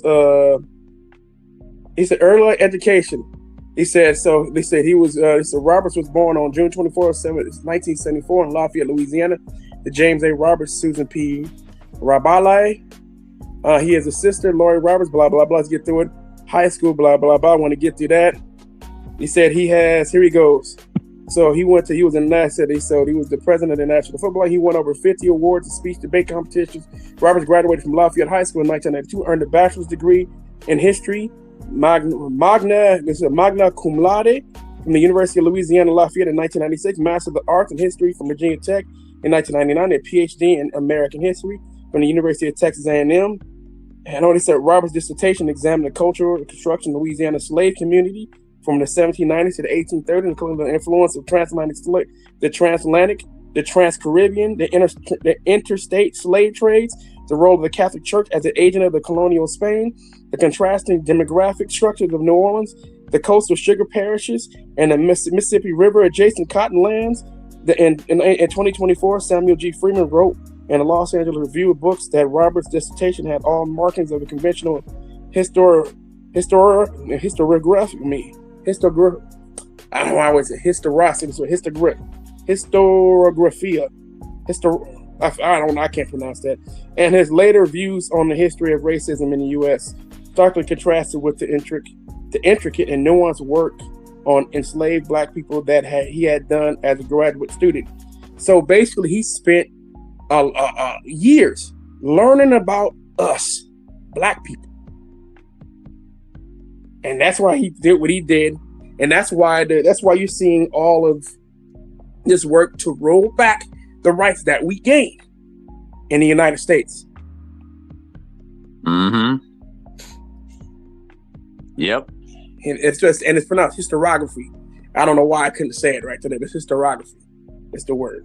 But yeah, he went to school and he spent all this time learning about our history so he could use it against us. He wanted to figure out how we made all these gains so we can undo all of them. Mm-hmm. Nasty work, Callie. Nasty work, bro. That's crazy. To go to school to basically learn everything about Black society to undo everything. Yep. That's all Trump did. You know what Trump did his first time he was in office? All he did was spend his first 2 years undoing everything Barack Obama did. That's all. But what people still forget this shit. Donald Trump added $8.4 trillion to the deficit his first time in office. Not even a year into his second term, he's already added $2.3 trillion to the deficit. Yep. Trillion.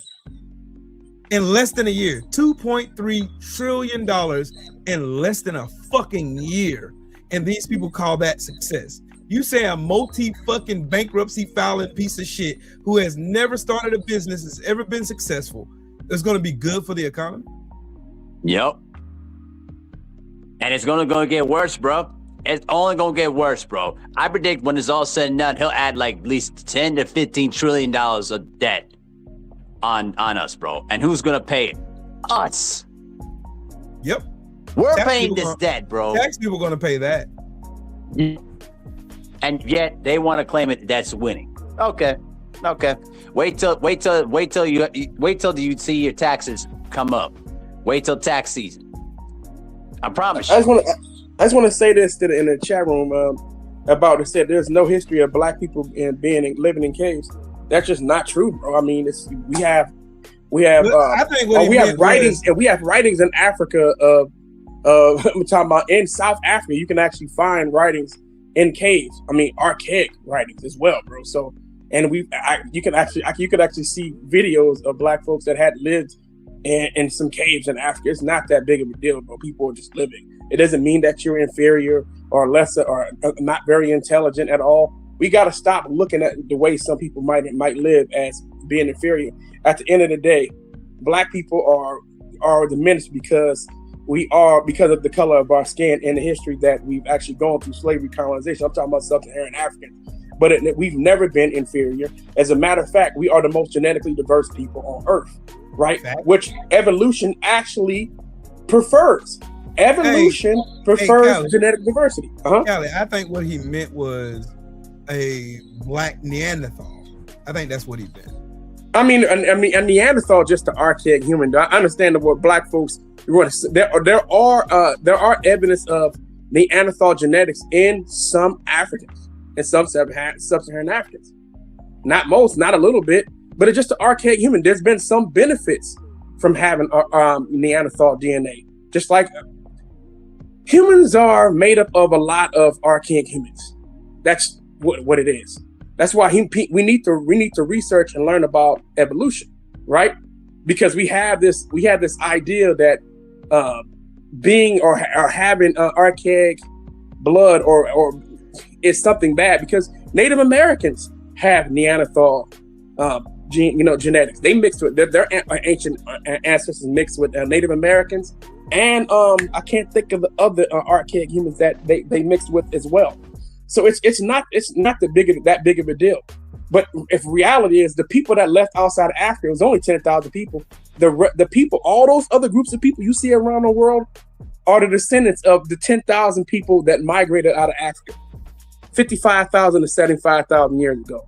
But I get what you're trying to say, but you're trying to take shit. We don't have to feel inferior about anything because evolution favors the most genetically diverse people, which we would call black people today, sub-Saharan Africans. They are the most genetically diverse. There's more genetic diversity between an Igbo and someone from the Luo tribe, the Igbo in Nigeria, and someone from the Luo tribe over there in Uganda than it is the rest of the world combined. I'm talking about outside of sub-Saharan Africa. So if you were to look at, did you guys know that someone a Native American and someone from the UK are closely related? Did you know that someone from West Africa is closer to someone from a Native American and someone from Europe than they are somebody from South Africa? I'm talking about a black person. That's how much genetic diversity is in sub-Saharan Africa. There's not a lot of genetic diversity once you get outside of sub-Saharan Africa. And so once you go up to North Africa, the genetic diversity drops dramatically. Once you leave out of Africa, it's almost non-existent. It's just not a lot of genetic diversity at all. But all the genetic diversity is within the people that is viewed to be inferior. Crazy how that works. But evolution, if all black people, I'm talking about sub-Saharan African and their descendants, if all of them disappeared tomorrow, the human population will be in trouble because there's not enough genetic diversity within those populations. So even though Europeans, with their scientific racism, wrote that black people were inferior, well, science has since proven that to be incorrect. Doesn't mean that we're superior, but our genetic diversity is favored over non-diversity. Evolution favors diversity. And so black people, the sub-Saharan Africans, are an integral part of the survival of the human species. Without us, we are what you would call the map. We are the genetic map of the human species. That's not something that I say, that's something that genetic scientists say. We are extremely diverse. So we don't have to feel inferior. And sub-Saharan African, what was going on in the continent of Africa? There was some bad motherfuckers, bro. I'm telling you, y'all got to look up some of the stuff that was happening on the continent. They was whooping some ass. The British the Europeans at one point could never penetrate Africa. It was only after they had been warring with each other for a long time that their societies really started to collapse. On top of the transatlantic slave trade, because they had been warring back and forth, so they started selling their captives, their war captives, to the Europeans. They weren't selling people from their own tribe; they were selling war captives, and to the point where society started to collapse, right? And it ended up backfiring on them in the end. On top of that, too, Europeans traded with them. They would trade them like old, outdated weapons. They never gave them the new shit. They always gave them the outdated shit. Of course. And when they decided to go inside of Africa, by the time they already there, those societies, those empires and shit had got so weak that it wasn't that difficult for Europeans to go in there and take over at that point. Europeans, they were able to take advantage of greatly declined population and a decimated one due to all that warring that they had been going through. I'm talking about with the tribalism and other tribes trying to take over and create empires. So I mean, if you got you know that history of what's happening, Sheldon Film.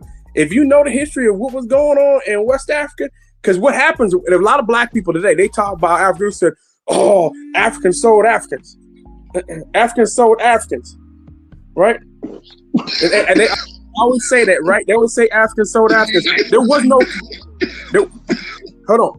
no concept of Pan-Africanism back then. That wasn't a thing. This idea that everybody was the same, were the same people. Yeah. That wasn't a thing. That didn't exist. I'm like, nigga, you Igbo, we Yoruba, nigga, we funk. What's up?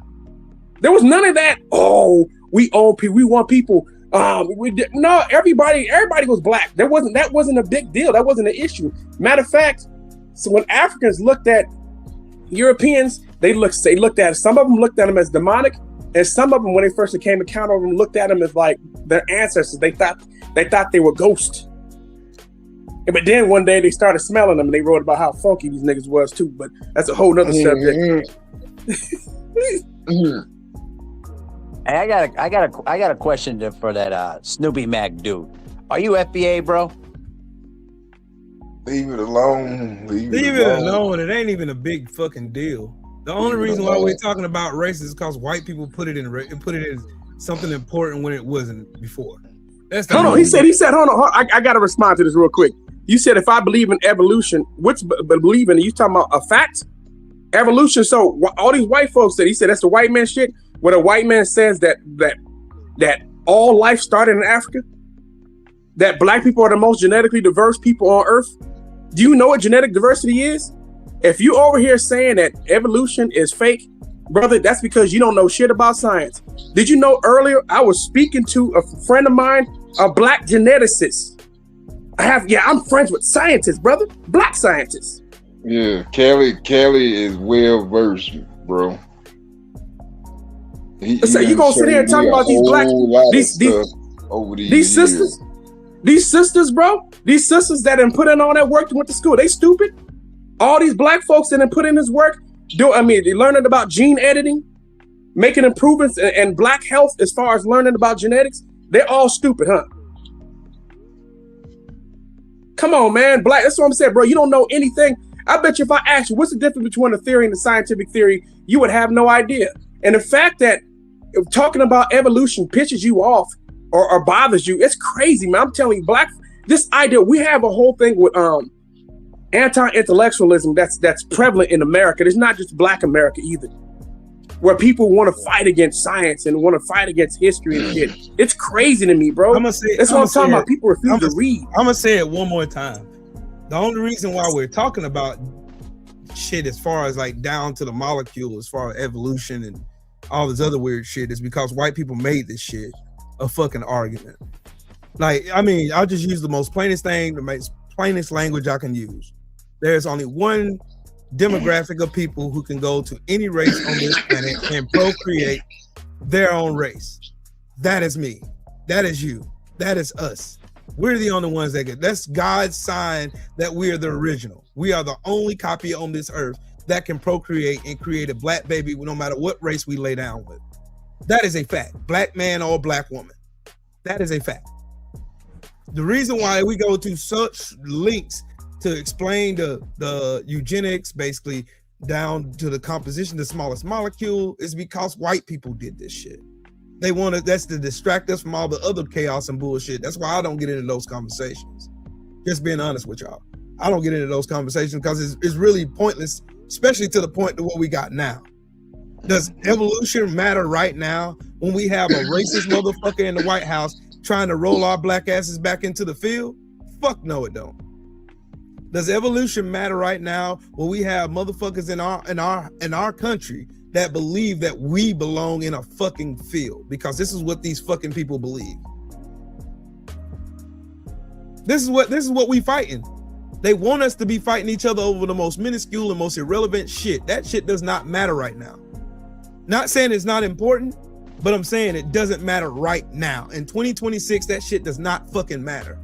What matters is we having to get to a collective mindset to where we all are working together to oppose this bullshit these bastards are trying to do, because Trump is trying to roll our black asses back to the goddamn field. I'm not going. No, but what I was saying is, that's what I'm saying. We can get to this bullshit later. I don't give a fuck about none of that shit. Being real with you, I don't care. No, I'm gonna tell you. Well, this is what I would say. I think it's important that we definitely understand science. We have to. We can't go through life not understanding science. That's one of the reasons why Africa now science is starting to grow rapidly in Africa right now. It's one of the reasons why Africa is not exactly where it needs to be, because there needs to be even more investments in science. As China has got to the point to where it's at, because it's invested heavily in learning about science, educating people. We're sending more people to school so they can create more scientists. See, and then we need that. That brings me back to my point. What would be the purpose of us learning more about science when we don't have freedom no more? Exactly.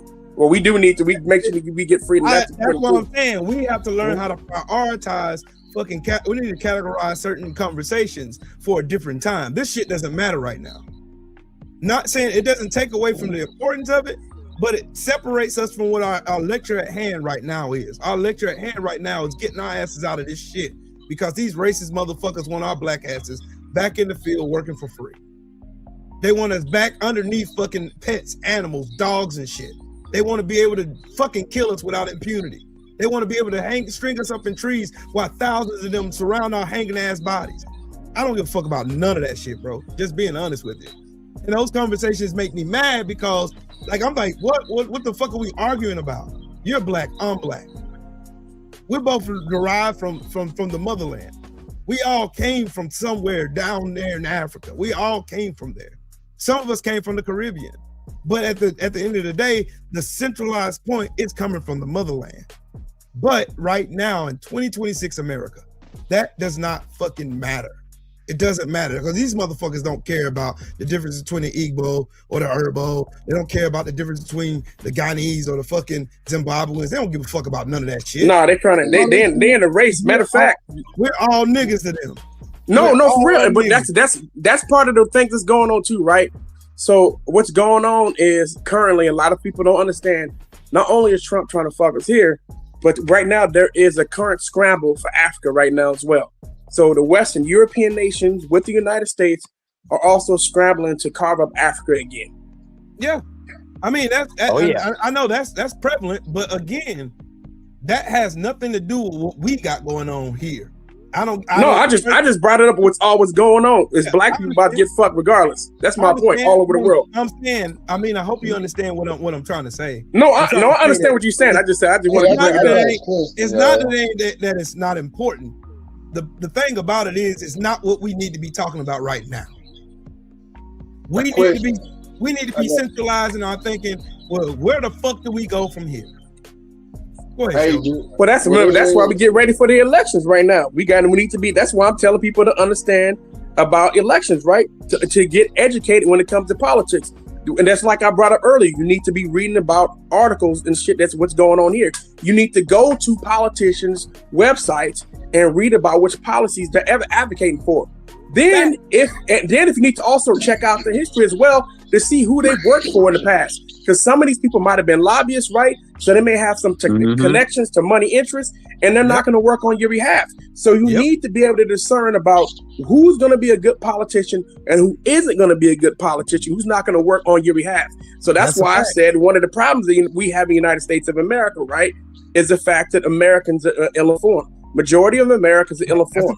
If you ask them about a specific piece of policy, if you ask them how Congress works, people are going to sit here, they're going to try to tell you, because right now we live in a world, right, where people who claim to know shit will actually speak on shit that they don't know about and argue with people who's actually informed about shit and end up sounding like a fool, but they think they're smart enough. They think they're smart enough to argue about things. So that's why you have people, when I've asked them questions about how Congress works in the past, when they don't know how Congress works at all, they'll scream at me and yell at me as if I don't know what the fuck I'm talking about. Then I actually sat on panels with people who are actual constitutional lawyers, and they would sit there and argue with them people and tell them that they don't know what they're talking about when it comes to the laws of the United States of America, which is crazy as hell. So this guy's a constitutional lawyer. Has a PhD in the shit.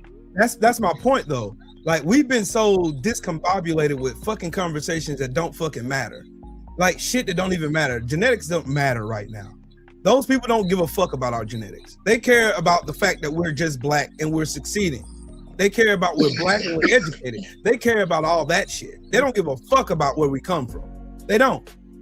Because if they did, they'd be helping us find where we came from. You know what I mean? We're the only people here that are lost tribes. We don't know where we come from unless we do deep dives and genetic research about our ancestors, where we come from, who we came from, what ship did our ancestors roll in on? We don't know none of this. It's finding out which ships you came from. More times than that, more trifling like that, you ain't gonna find out anyway. So don't even worry about that. But if you're gonna meet what we do need to be worried about, which is what I brought up earlier, everyone needs to be reading political articles. You need to be reading about what the president's doing, what's going on in Congress, what they're working on, what they're not working on, what they're working to get rid of. There's articles that come out all the time. All you have to do is you can go into you go to Google, you go to the news icon, then you type in U.S. politics. Political articles will come up. Read them. See what's going on. Yep. Stop staying behind. Stop. I understand. Most folks get mad because they only want to watch videos. You need to train yourself. Focus. I want you to complete an article. I'm just gonna start small, right?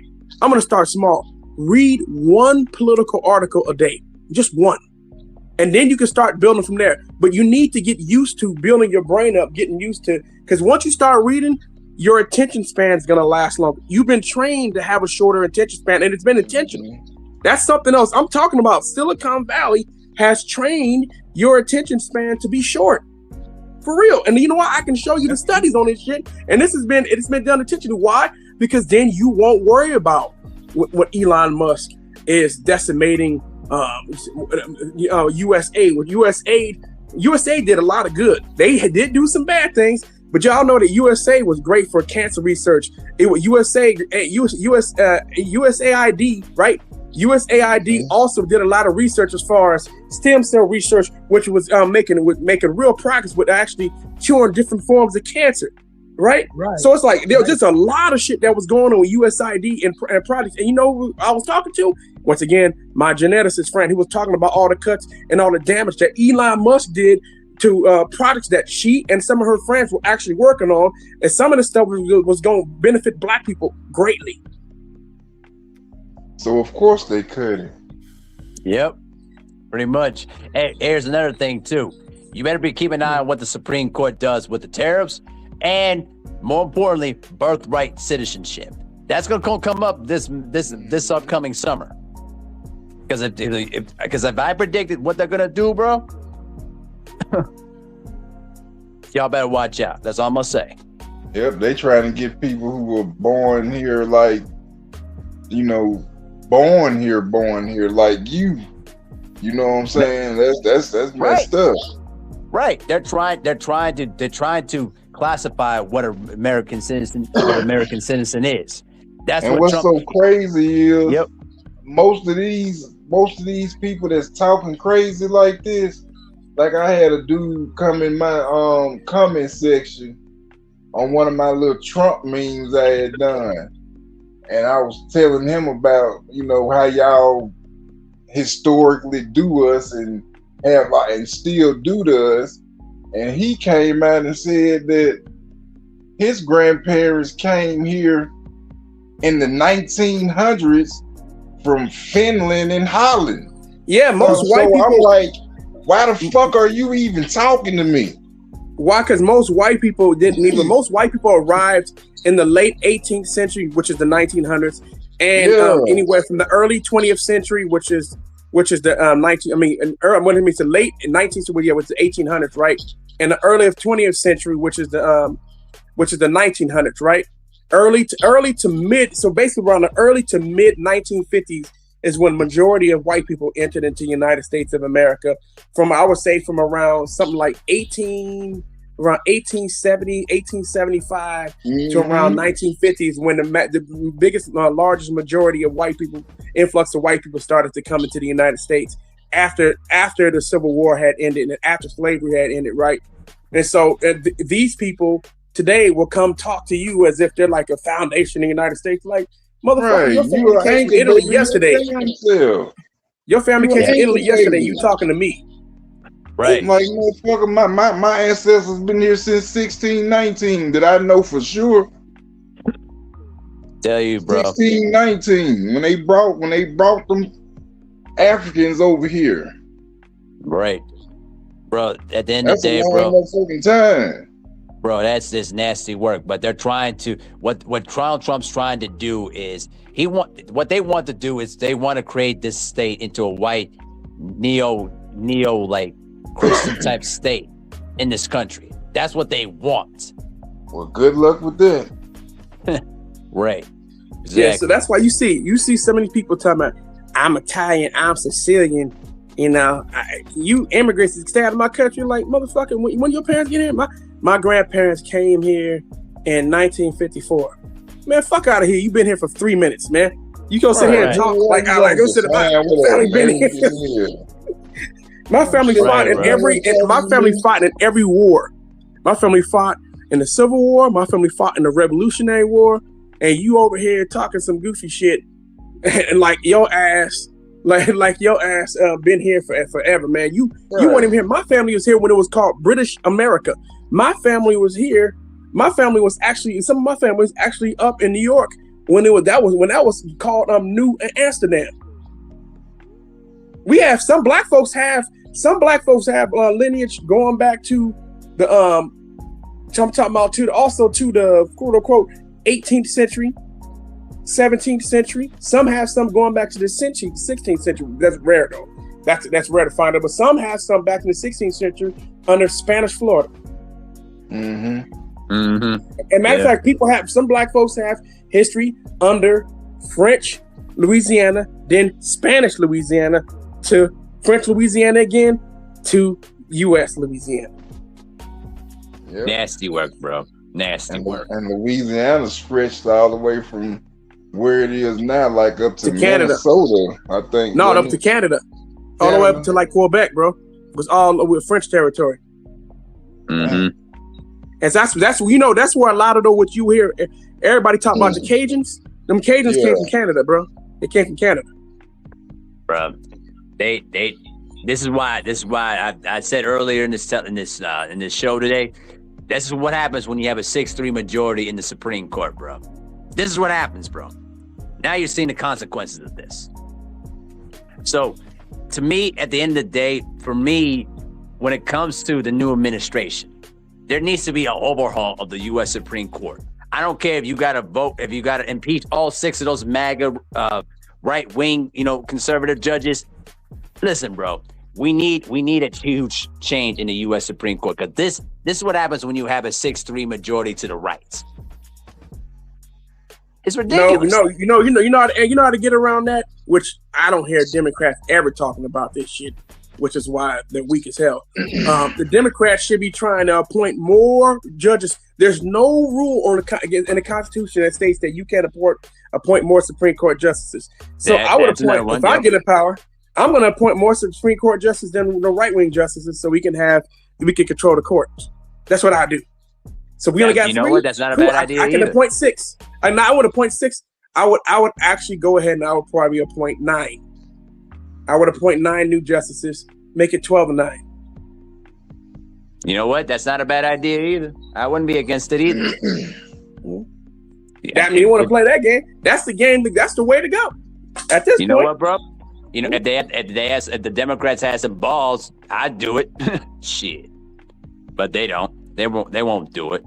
And I still can't stand the sight of Clarence Thomas on that bench that sat that was once sat by the great Thurgood Marshall, bro. Clarence Thomas should have never had that seat in the first place. Well, unfortunately, we had people like Joe Biden who actually advocated on his behalf. So yeah, and unfortunately, it wasn't just him though. Hold on, it wasn't just him. The NAACP also advocated on his behalf, and other black folks in the community advocated on his behalf. That's true. Good point. But he wouldn't like that all the time, though, was he? Nah, he was a piece of shit. Get it background. I thought he came. Remember when he grabbed Anita Hill's ass? Yeah, back he did. in the 90s. Yeah, I remember that. I think I was like 10 or 11 when that happened. Yeah. And if some black folks came out there, and then we had Joe Biden was fighting hard, but like I said, it was a lot of black folks that was fighting hard on his behalf as well.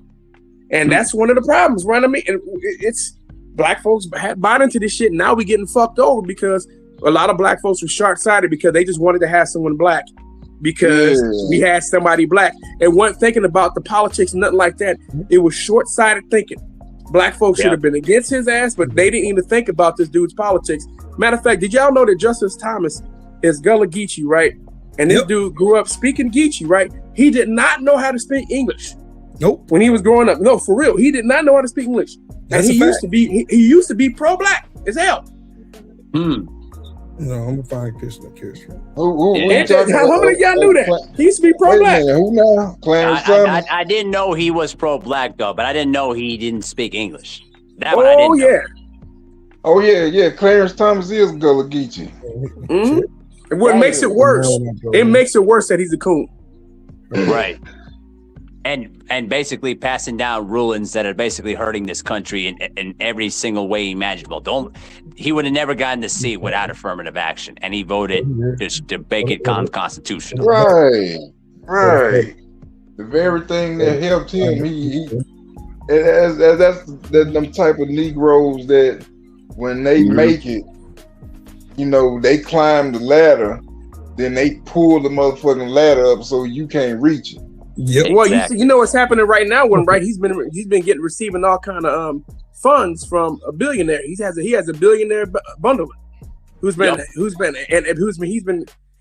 that's why he's been having all these shitty ass rulings as well, which is illegal, right? He's bought.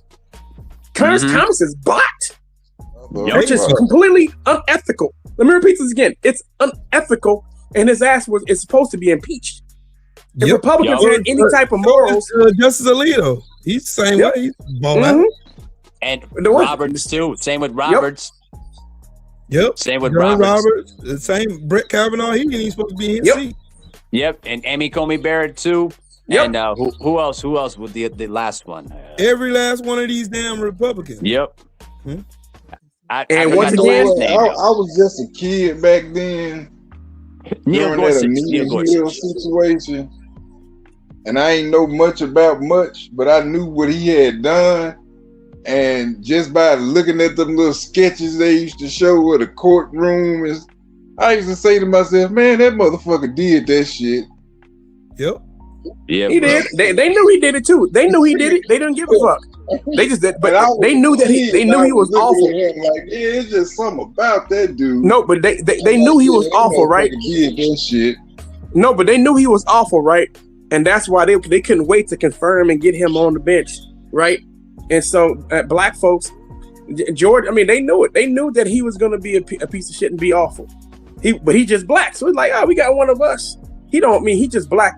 They said a lot of black folks would get behind him just because he's black. Even though black in the face only. Exactly.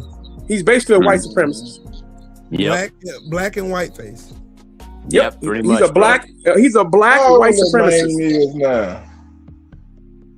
Who? Clarence Thomas. He's in his 70s. Yeah, he's way old. He's getting ready to retire soon. Yep. Okay. But he need to go and sit his ass down somewhere. But you know what I'm scared of, bro? His wife should have been thrown in jail.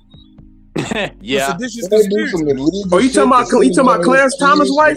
Clarence Thomas' wife is awful, bro. She is awful. Mm-hmm. And, because she was over there a massive supporter, and I heard she had a lot to do with over there on January 6th. Yep. Her ass should definitely be in jail. Bro, you know what I'm scared of, though? When Clarence Thomas retires, though, during the Trump administration, he's going to bring in someone that's even worse than the 3 that he brought in. Bro, that's what I'm worried. It might go 7-2. I know. I don't give a damn. If something like that happened, hold on. Democrats gonna get back to power again. The Democrats shouldn't even worry about that. Like, cool, you good? That's cool. Y'all can have a 7-2 court. Don't worry about it. We got you. We gonna get in there. We about to start wrecking shop. We definitely gonna be appointing shit. Yep. And matter of fact, since the Supreme Court is gonna be so horrible, since they're gonna be a horrible shit like that, I might start investigating Supreme Court justices as well, right? Especially Republicans will be trying to do shit like hold up their judges and justices and shit like that too, right? I'm gonna be changing all kind of rules. I'm gonna be just as bad to them. I'm getting rid of the filibusters. We passing everything we want. I'm gonna pass all kind of pieces of legislation to help people where people are gonna be able to feel it right now. Republicans will be hard for them to roll back because the policies are so popular. We're gonna do some shit that's gonna help people in the future, and we're gonna pass a bunch of shit that people can feel right now. Right. And that's what the Democrats. Some of the first things the Democrats should do: come in there, it's easy shit that you can pass that will benefit people immediately. And then you start passing, and really the Democrats not going to do what they need to do, which is a single payer healthcare system. They're not going to do that, bro. They're just, they too much money. They take too much money from the health insurance industry, too much money from the pharmaceutical industry. Yeah. But what they really should be doing is making it where the federal government negotiates with Big Pharma as one group. Mm-hmm. The United States government negotiates with Big Pharma, but they made it. Did you know when George W. Bush was in office, they passed a piece of legislation which made it illegal for the federal government to negotiate with Big Pharma? Can you fucking believe that shit? But for real, the federal government is not allowed to negotiate with Big Pharma. And that's brought to you by George W. Bush. Yep. So they just can do whatever the fuck they want to do and go on. Hey, Trill Will, I gotta charge my phone though, bro. I'll check you later, okay? All right. I'm about to get off here anyway. For sure. But you see all when it was the type of shit that corrupt ass Republicans haven't done nothing good since Eisenhower. I just want y'all to understand that. No, let me stop that. Nixon did do the EPA, but he was under pressure from at the time. Ralph Nader, who was a massive environmentalist, so he had a lot of pressure on him. He actually did pass a good piece of the legislation. Nothing he came up with, but it was left wing lobbyists who actually advocated and with enough pressure were able to get certain policies passed, as at the time that federal government wasn't as corrupt as it is today. Today, if leftists advocate shit like that, it wouldn't happen. Yep. He tried to. He failed, but he tried. Back in the 90s. He tried, but he failed. Yeah, he was a Green Party, wasn't he? Yep. He helped get him and Ross Perot. He helped George W. Bush actually. Ross Perot is one of the most successful. He was one of the most successful third-party candidates. That's because he self-financed himself. He self-financed. He was he was an oil baron who was able to finance himself. I remember. And he was right. He was right about NAFTA though. He was 100% right about NAFTA. Yep. But you see what Trump did with that though. Oh, actually, he made it worse. Yep. Everybody said he got the only reason he was against the Trans-Pacific Partnership. That was on Obama. I hated it. I thought it was awful. He did something worse than the Trans-Pacific Partnership. Everybody thought he was gonna be better. The shit, and then he said, "I don't know who did this treaty. You did, you motherfucker. You did it." He forgot that he signed that treaty into law. That he advocated for it and pushed for it. He forgot about it. And that's and then he said he's against it. Be our leader. And he said, we need to renegotiate. It's unfair. You the one who did it. Dumbass. Well, he got to be the dumbest motherfucker ever. Nah, that fucker got dementia, bro. That motherfucker got dementia. That's why he knew. That's why he forgets. That's why he fucked up the way he is. And they want to talk about Sleepy Joe Biden. He falls asleep all the time. Joe. He falls asleep and shit on himself. Donald Trump, I guarantee you, Donald Trump wear the pins. You want to bet? How much you would bet Donald Trump wear the pins? Yeah, I'm sure he do. Donald Trump got stalled on his way to a speech because he shit on himself. Damn, man. The most powerful man in America shits on himself, bro. Yep, that is what happens. We got a whole fucking toddler up there, bro. Motherfucker forgot that he the one that actually negotiated. Like he name called like a toddler. Yep. He shit on himself like a fucking toddler. We got a fucking toddler. Now you get it. Now let me ask you something, Will. And I'll ask the same thing you, Sheldon. If Barack Obama was able to get the Trans-Pacific Partnership signed into law as the treaty, right? You think he forget that he signed it? No. No. And if he did, the people would make sure he never forgot it. Hold on. Right. On top of that, too, right? Would Barack Obama be able to tell you about what's in the treaty? Yeah. Yeah. But who thinks Donald Trump knows what's inside that that NAFTA treaty? No, Donald Trump is literally the one that wrote the USMCA. I bet he probably don't know. He said it was a shitty deal that he wrote. That man don't be reading that shit, man. They just say sign right here, and that motherfucker just sign this shit. Oh, what do I sign? What do I take credit for this shit? Oh, you have somebody read it to him, man. That man can't read.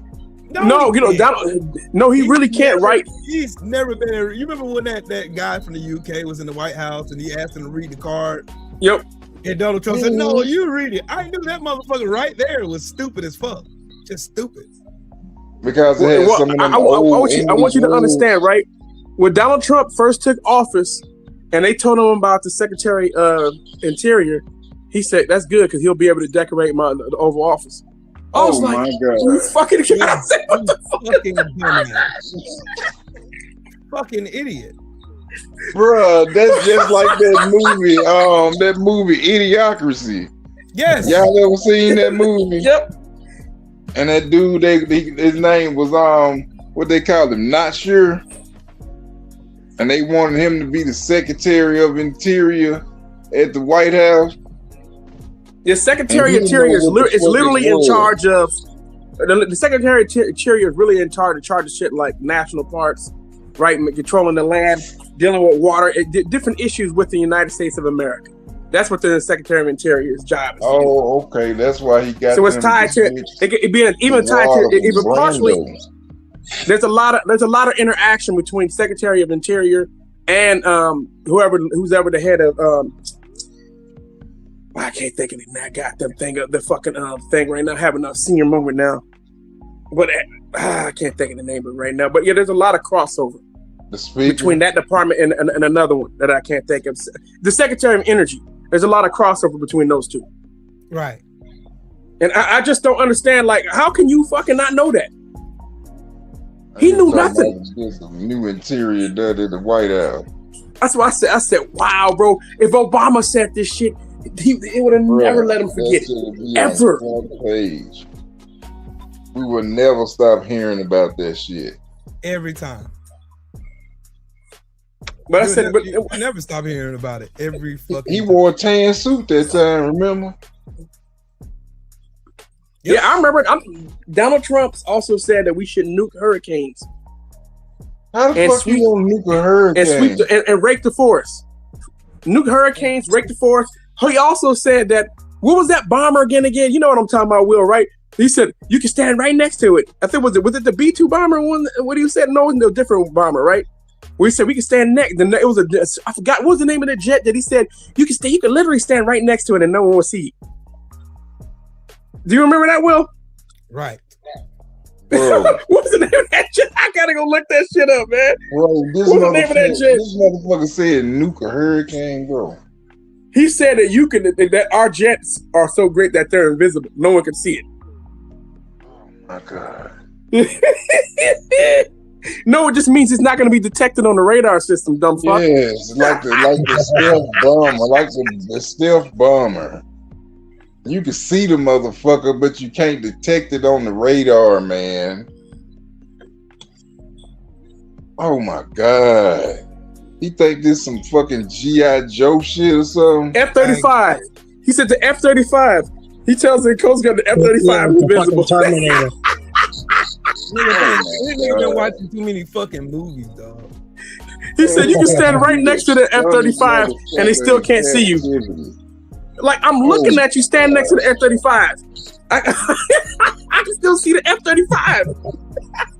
Oh my God. You said it's invisible. It's invisible. No one can see it. No one can see it. That's not what it means, bro. It's like you keep, and he repeated it. No, he didn't repeat it not once, not twice, not 3 times, not 4 times, not 5 times, not 6 times, not 7, not 10, not 15, not 20 times. Oh my goodness. Not 25, not 30. He said this shit over and over and over, man. Like almost 40 some times. I'm like, nobody wants to correct this fucking dude because they're afraid they'll get fired. Right. So everybody just goes along with it. So like you're making the goddamn this participation trophy shit, bro. Man, look, he just needs somebody to keep it just 100. We're like, dog, bro, you dumb as hell, man. Will is happy as hell he wasn't serving when this motherfucker was in office. I bet. I bet. Fucking goofball. Let's make your ass Our go president AWOL. is a fucking moron. We thought Bush was done, bro. We thought Bush was done until we came across this motherfucker. George Bush was the dumbest president ever. Yeah, I thought he couldn't get no dumber than Bush. God damn, I thought he was dumb. But he makes Bush look like a fucking genius. God damn right. He made Bush look like he was a Rhodes Scholar. Like fuck. Like damn. Every last one of these motherfuckers are retarded. All of them. Will, he's dumber than Sarah Palin, bro. Yes, he's still you can see Russia from her backyard. Russia's in my backyard. Dog, I swear I hate it. I hate it. Oh my God, man. I want to go to another planet. Bro, he's embarrassing, bro. He's really embarrassing. That's the president of the United States of America. A goddamn talk show host. You know, a lot of Americans go overseas and you know, a lot of Americans go overseas and they have another passport. They use the other passport just so they don't have to acknowledge that this guy's their president. Well, people are embarrassed, bro. I'm embarrassed. So when they say the term "stupid American," y'all know why. Yeah, we got the dumbest motherfuckers in the history of America running this country into the ground. Look at the cabinet, bro. Look at the cabinet. Kash Patel's an idiot. Kash Patel is the dumbest fucking wombat I've ever seen in my entire fucking life. Like the dumbest fucking wombat. That motherfucker like blatant beating. He like a fucking wombat. We're the cockeyed, bro. Cockeyed. And he set his little fucking midget ass right there. He's like 5'3". He sets his midget ass there all cockeyed. Hey, so I'm protecting him. I see him Valhalla, bro. Shut your bitch ass up. Shut your bitch ass up. Shut up. Pack you up. Shut up. Shut up. Shut the fuck up. Who is the other guy? Christy Nome. And like that whole plastic face. That bitch want to play dress up. She thinks she's 9 years old.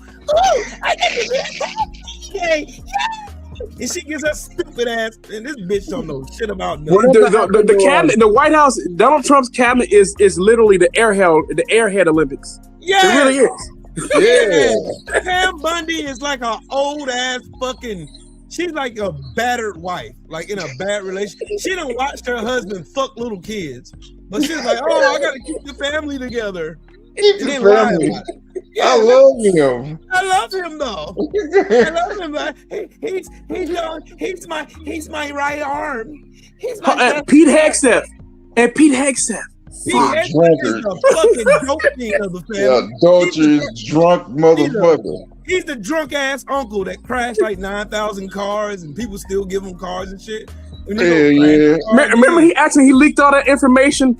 Yeah, man, a goddamn text message, bro. Look, bro, you would not believe this shit. This motherfucker got in my chat and said that Pete Kegsborough was the most fucking dignified fucking leader of the Department of fucking Defense has ever seen. Leader of goddamn it, drinking beer out of a fucking helmet. Bro, I said, look at the fucking qualifications of the previous guy who was in that seat.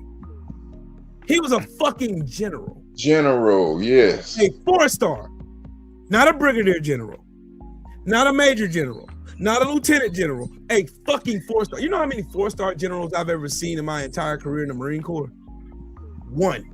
He was the commandant of the Marine Corps. There was only one 5-star general ever, right? One 4-star general. No, there are lots of 4-star generals. They're very, very No, I rare. said 5. I said 5-star. No, but he's over there. Pete Hegseth was talking to generals like he has as much knowledge as them. I'm like, you don't. Man, if you're a 4-star general, hey, Shelton, I'll put it to you this way. If you're a 4-star general, you got 30 years in. You got 30 years in the game. Over 30 I'm saying, years. is it such thing as a 5-star general? No, it's only 4-star. 4-star is the biggest one. Think of it like this. Here's a little ditty that you can remember how many generals it is. It's called Be My Little General. Brigadier, major, lieutenant, and then general. General is the top dog of all top dogs. You'll be rare. It'll be rare for you to meet. You got to serve in Quantico in order to see a general. That's why I seen one in Quantico during Fleet Week. Will, you know what I vote for? I vote for you to be able to go back in the military, and Pete Hegseth has to be under your unit. Shit, I will fuck him up. I will fuck him up badly. You know what? Being out of the military over 20 years, I still remember decorum. I still remember everything about it. I can literally go into the Marine Corps right now and just fall back in line. Like, you about to put that boy to work, huh? Oh, I will fuck him up. I will fuck him up so bad.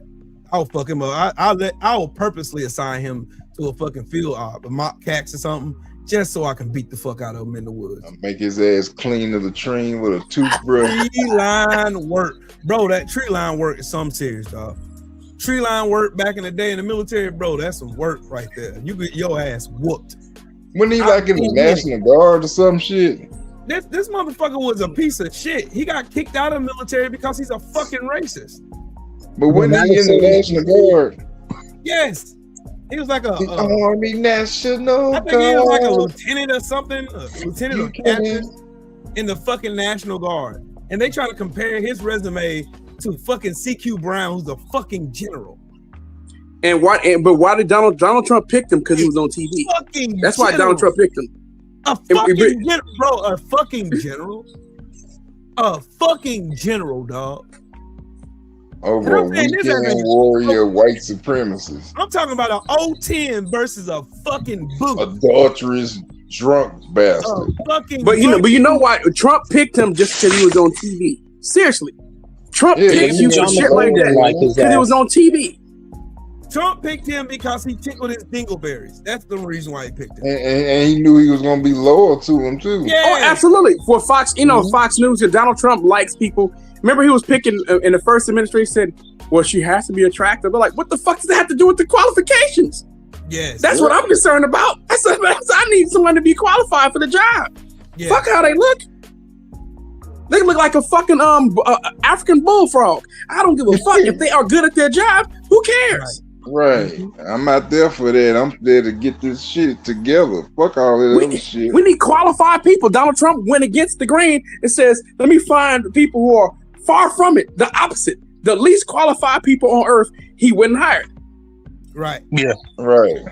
The most incompetent bastards you ever seen in your entire life. He might as well have hired them goddamn, them things on Men in Black, them damn roach worm looking things that be talking with a Spanish accent.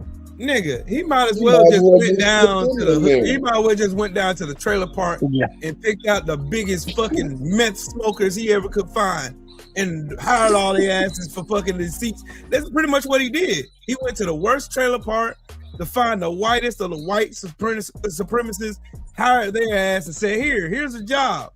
And they were like, all right, we'll kiss you. Cool. Nigga. Yeah, we still never got the Epstein files hey, either. You guys. Man, Pete Ted's breath was at the fucking meeting, like talking at a podium, drinking alcohol. And they trying to pretend like he was drinking water. Water ain't brown, motherfucker. That nigga was on stage in his first press conference with a Drunk. whole bottle of, he had some fucking scotch or some fucking bourbon in that glass. He literally sitting in a fucking press conference drinking. Like, nigga, who drinks on the job? Taking questions, bro, drinking. Ain't nobody saying shit. Not a word. Let Obama have fired up a Newport or something in that motherfucker. And watch how the motherfuckers would have went crazy. Him and his wife gave each other fist bumps, and these motherfuckers thought it was some kind of gang fucking thing. What is that, a racist fist jab? Gang, gang. Gang, gang. Hold on, did y'all? Hold on, I got a question for y'all. Did y'all see Melania reading to those kids? That bitch felt like a crypt keeper, bro. What the fuck? But she looked like she had a cauldron, bro. I'm not trying to be funny. She looked like a witch with a cauldron, bro. Like she like, I boil you babies. I'll boil you and eat you. She looked like a fucking witch, bro, with a cauldron. Erica Kirk was smiling during that whole thing. Yeah. Erica Kirk is another loony herself. Do you guys see that one? She probably got a cauldron herself. With fucking Charlie Kirk, she was smiling. Trouble and bubble. Toilet trouble, fire burn and water bubble. All I need is these bat wings, these frog legs. But she looks fucking weird. Y'all look at Erica. Look at Erica Kirk, bro. She looks fucking weird. Talking about she grieving, man. That bitch. She happy as fuck, bro. She happy. That she happy as fuck. She ain't got to deal with his ass no more. When have you seen it? When have you seen her with her kids? Did she give them up for adoption? You never seen her with your motherfuckers do. Right. You been seeing them little bastards nowhere. Damn kids. Fuck them kids. I'm about to do me. All on TV. All in the video. Fuck them damn kids. Singing. Fuck them damn kids. Her ass on TV right now with that fake ass cry. Oh my God. That hoe ain't shed one goddamn tear. Charlie, this shit look up. Paper towel just is dry as a motherfucker. I got a clear camera now. I can do this shit. Look, hold on, I gotta do the sad music. Hold on, I gotta do the sad music. Hold on, I gotta do the sad music. I gotta do it. Hold on, dog. Charlie.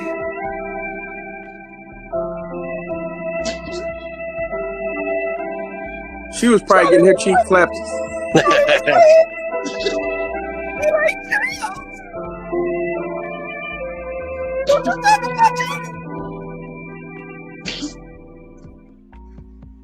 How much you want to bet she was getting her cheeks clapped the night he died? She was. Probably was. She was. She'd get her back not loose.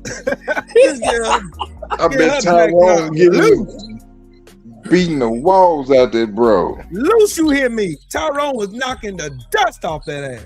Whooping the stuffing out that Egg McMuffin. Yes, sir. He was knocking the dust off her ass. She in there, Charlie. How you gonna talk? Here's the thing that got me though. How you gonna talk about how much you love Charlie, but you brought your ex-boyfriend back in the Toilet Paper USA though? Right. Oh, whoa. Say word. Yes.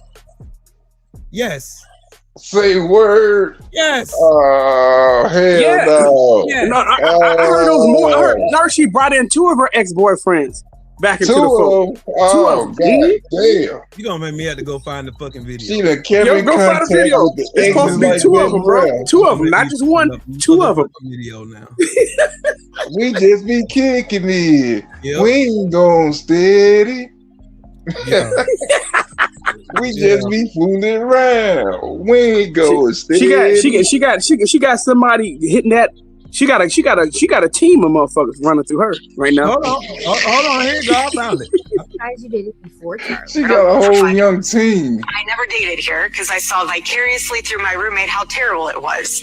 You were proposed to by Charlie in 2020. You started dating him in 2018. And 3 years before that, we're dating this guy, Tyler Massey. I mean, you guys would do couples photo shoots. This is still online. And this is only 3 years before you started dating Charlie. He's in heaven. Ooh. Yeah, and Look 2 how years evil later, you that were bitch dating look. this guy, Cabot Phillips. Cabot Phillips is the guy right now at Turning Point USA that she brought in. So check it out, And watch. here he is posting you guys on his public page saying, yes, we're that couple who gets painting lessons together. Again, this is a year before you started dating Charlie, and well within the 5-year period you claim to have never dated anyone, but you were out here dissing your roommates for dating. I always thought it was very strange how she would go. Look how evil this bitch look. And look how she looking up and to the left. That's the creative Lying. part. She's thinking of Because some you had to shit lie. to say. Yeah, think of the Go to lie. drinks with one guy The lying and then hoe. go to dinner with another. Somehow getting drinks was the replacement of having coffee and breakfast. I personally would rather have coffee or brunch with someone than go. I don't drink. I find it unproductive. Why are you here drinking and dating on a reality show that actually You're a was liar. filmed the year you met Lying Charlie? bitch. So you Lying obviously bitch. were dating. So I'm not understanding your timeline. I mean, you're talking to a guy here who's asking you out on a date and you're taking his number? Yeah. And here you are, you're evil dating. that Yeah, bitch. too busted. Majority of my life being one of the most sought after bachelors. Great. But I'm just really excited to spend some one-on-one time with Erica. I really do You gonna like get some her. one-on-one I'm time, really all getting right. to know her a little bit more. Erica, hello? I just want to understand how you so confidently lied to our faces when this footage was on national television, and you know the footage is out there. The pictures of your boyfriends that you dated are still public online. Yeah. And you know that, but you still lie like this. Stop. Yes. Wait, isn't Cabot Phillips your ex-boyfriend? Why is he now the speaker of Turning Point USA? Yes. Leading speeches of how to lead like Charlie. Smiley What's going on, face. Erica? Stop. He's also the senior editor for the Daily Wire, the one outlet that your husband Ollie was having fucking Hayward. active beef with Yes. at the time, connected All to the Netanyahu. time, So Stop. right. So what else Yeah. are you lying about? Because you're a liar. Point blank. Period. You're a a liar. liar, and we just proved that. So this is still Backstabber. publicly accessible You're on a social media. liar. And you lied about that. You also lied about dating, but you were on a reality show dating the same year you met Jesse. You know what I mean? What else are you lying about? Like bigger things? Are you lying about bigger things? Because this is small and you'd really easily, with like a straight face, you lie. So like, what, Because sure. Stop. See, lie. See, What? more Listen and to more this shit starting to unravel. The more and more of my conspiracy theory is kind of playing out. Because if y'all never heard my conspiracy theory about this, She's a I think, whore. I think that bitch know who. I think she set that Yeah, shit she's up. totally man. in on it. I know she did. I totally know she did. She's in She on this. she set old buddy Tranny boy up. Yep. Like I told you. Probably gave him some of that payal. Yep. And he went and took his dumb ass over there and did some stupid shit. Yep. Yep. I could have sworn she was smiling too. Yeah. Yeah. This bitch came out to Pyro smiling, wearing a glittery ass fucking outfit to a fucking memorial service. Mm-hmm. You're Yeah, in that's leather fine. pants. You're in leather pants. man. rubbing- Tight you black are leather pants, You huh? got on tight black leather pants with no ass, hugging up on JD Vance, who was fucking a couch. Not He was nan fucking ass. came on the stage. Like he had his hand around her head, like he was trying to pull her in to kiss her. Mm-hmm. Yeah. He What forgot was where he Usha was Vance's for a name? minute. What was Usha Vance's name? Don't I matter. don't think- JD Vance. I don't- JD Vance I don't- after ate that amount that night when he took I her back. don't- They went to the I don't hotel and he think ate my out. wife- I don't think my wife would be happy about seeing her husband hugged up with a woman on stage like JD Vance was hugging up on that bitch. Right. That wasn't no motherfucking church hug. Hell no, that wasn't no church hug at all. What That you mean? was- JD Vance was just getting his Yeah, turn. That was I didn't Yeah. fuck this nigga. Yeah. hug Yeah, before. she's getting passed Yeah. around. Yeah, she is. That was just JD Vance's turn, like I told you before. Yeah. Yeah. Hey, what was that? You can't turn a hole in the wild spot. Hey, yo. You can't turn a hole in the wild spot. Yeah. Hey, remember she used to model for Trump. old Dinky too, yeah. Yep. With Dinky, she was in Dinky And- motherfucking pageant. She got kicked out of Romania They ain't gonna talk about that shit though. Man, she a whole bust down, bruh. Yeah, she a bucket. A whole bucket. A whole hoe out here. Like in the Bay Area, we used to have a term for somebody like it. It was called ripper. You know what I'm saying? Ripper, because everybody used to rip and run on her. That's what. Yeah, we call that's what she's a ripper, man. Down here, we call them flippers. Cause you flip their motherfucking ass. Flip on out, goddamn it. So we already know, right? So a lot of niggas in knocked the bitch already. We already know that for a fact. Oh yeah, that bitch got a resume. Oh, she got a resume, all right. Yeah, she got miles on that motherfucker. Miles. More miles been put on it since Charlie exited the picture. You know how many miles been put on that shit? Yeah, I wonder if she might have been on Epstein Island. Uh-huh. Probably was a little bit on the young side back in them days. Uh-huh. And she was fucking with Dinky, so you know he had to slide on her. I mean, she let JD Vance fuck. I mean, that's nasty work right there. That dude fuck couches, bro. That's the couch. Charlie Kirk, he got some action. Fucking couch, bro. You can't come back from fucking no couch. This nigga fucks couches. Yeah, man, dude, fuck the couch. Why you fucking couch though, bro? This nigga, look. Just to go ahead and concrete my point that MAGA is fucking lame. But yo, just look at fucking JD Vance. Look at this fat ass bastard here. Look at him. He look like a fucking virgin. He look like a fucking virgin. Like he's never touched a piece of ass ever in his life. Look, 40-year-old virgin. That's why he used Ozempic and got his fucking. JD Vance look like a fucking virgin, bro. He got 2 children. You know he wasn't getting no play. You got no ass at all. None. Zero. Zilch. Who thinks that JD Vance has any kind of game? Y'all think JD Vance got a mouthpiece? Hell no. Did you see? That motherfucker leading with his wallet, bro. Bro, leading with his wallet. Hey, you want to go play Dungeons and Dragons later? You fucking dork. Go play Dungeons and Dragons. Fucking dork, bro. This nigga's a fucking lame, bro. You want to go play Shoots and Ladders? Hey, none of these motherfuckers. There's not one person in MAGA or in this administration that y'all can show me that look like they got a personality. None of them. What about RFK? He got the supervillain arc thing kind of going. Laura Loomer looked like some 5-year-old scribbled on her face. That's what she looks like. Bro, here's the sad part. You know what's the sad part, Will? Yeah. Somebody hit that. Laura Loomer. Somebody hit that before. I don't know why, but somebody hit that. Cocaine is a hell of a drug. You know? Bro, I wouldn't fucking with any of y'all's dicks. Damn. That's how ugly she is. I bet would you ever smash Marjorie Taylor Greene? Out of the penitentiary. Marjorie Taylor Greene literally looks like a Neanderthal. Yes. Literally. She looks like a man. Yeah. No, seriously. Put her next to a Neanderthal. I swear to God, she looked like a Neanderthal. I got like something like that on my channel. They had found they reconstructed the face of a. You ever see that picture of her next to a Neanderthal? It looked just like her.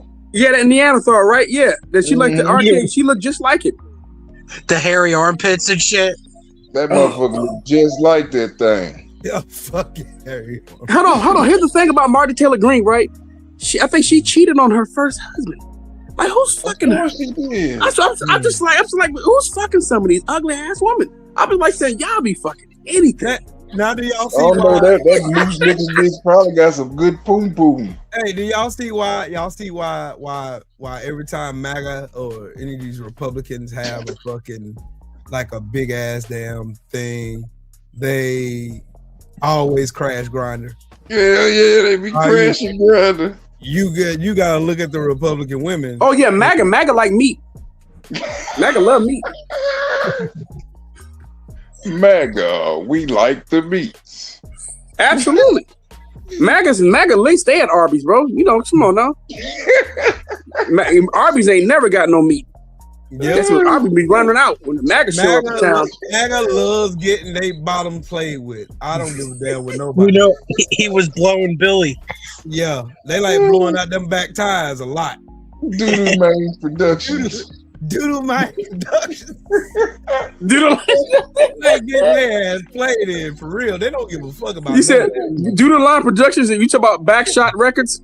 Doodle Man Productions proudly present to you MAGA 2026 in association with Get Coffee. Back to the Dick.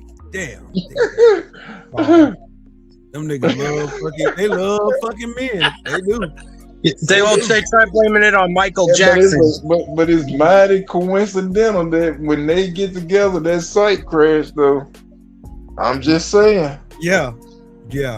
And it's happened what 3 times? Yeah, them niggas be when they get together, they start playing the joint It's Raining Men.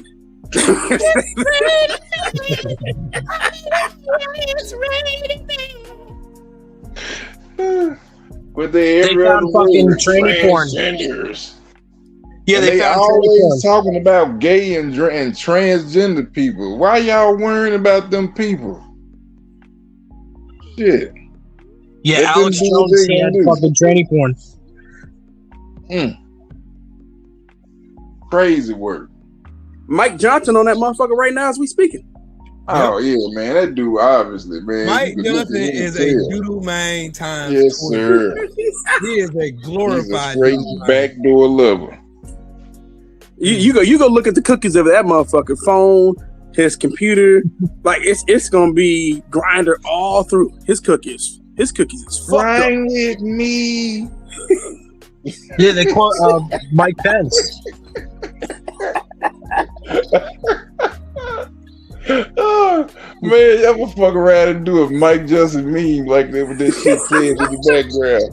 Doodle me. Mike Johnson, you know Mike Johnson be coughing up. Mike Johnson be coughing up pubic hairs, bro. You didn't know that? Oh. He been blowing bubble. There's a picture of Mike Pence at a gay bar.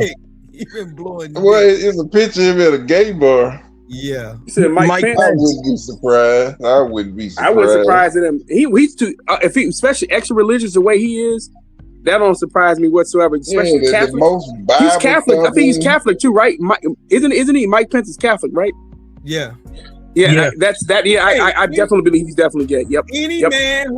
Any man who refers he's a Catholic to his wife as mother is weird as fuck already. Absolutely. He called his wife mother. Yes, mother. She must call him that's father. disgusting. You call your wife mother. Okay. Damn, that's weird. That's kind of on some weird shit there, homie. Nah, that's fucked. That shit is sus. I only call my mother, and I don't even call her mother. I say mama. Right. Or ma. Hey yo, fellas, man. I'm gonna holler at y'all later, man. With some my best friend just hit me up, man. I'm hollering for a minute, all right? All right, bro. All right, Brody. I'm about to go in a minute anyway. In a little bit. We cooking right now though, so it's fun. That shit is wild. That is some wild shit. Yeah, man. That's some wild shit though. That nigga is a doodoo man. Yeah, he a doodoo man supreme. Oh, Dookie Warrior. He like Dr. Strange. Doodoo man supreme. Doodoo Warrior Productions proudly present to you Doodoo Man Does Dallas. And you know how the old folks said that boy don't hold his mouth right. Right. Mm-hmm. Yeah, he got that Tyler Perry kind of, Tyler Perry don't hold his mouth right either. No. And MAGA Mike do not hold his mouth right. Mm-hmm. Yeah, you could see it in the face, right? Yeah, yep. They always look like they want to smile when ain't shit to smile about. That's the flamboyant shit.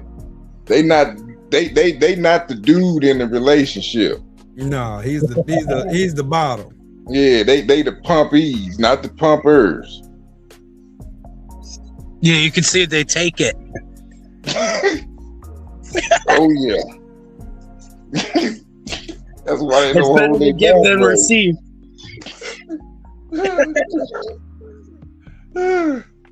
I'd rather slide down a pool of razors into a pool of alcohol.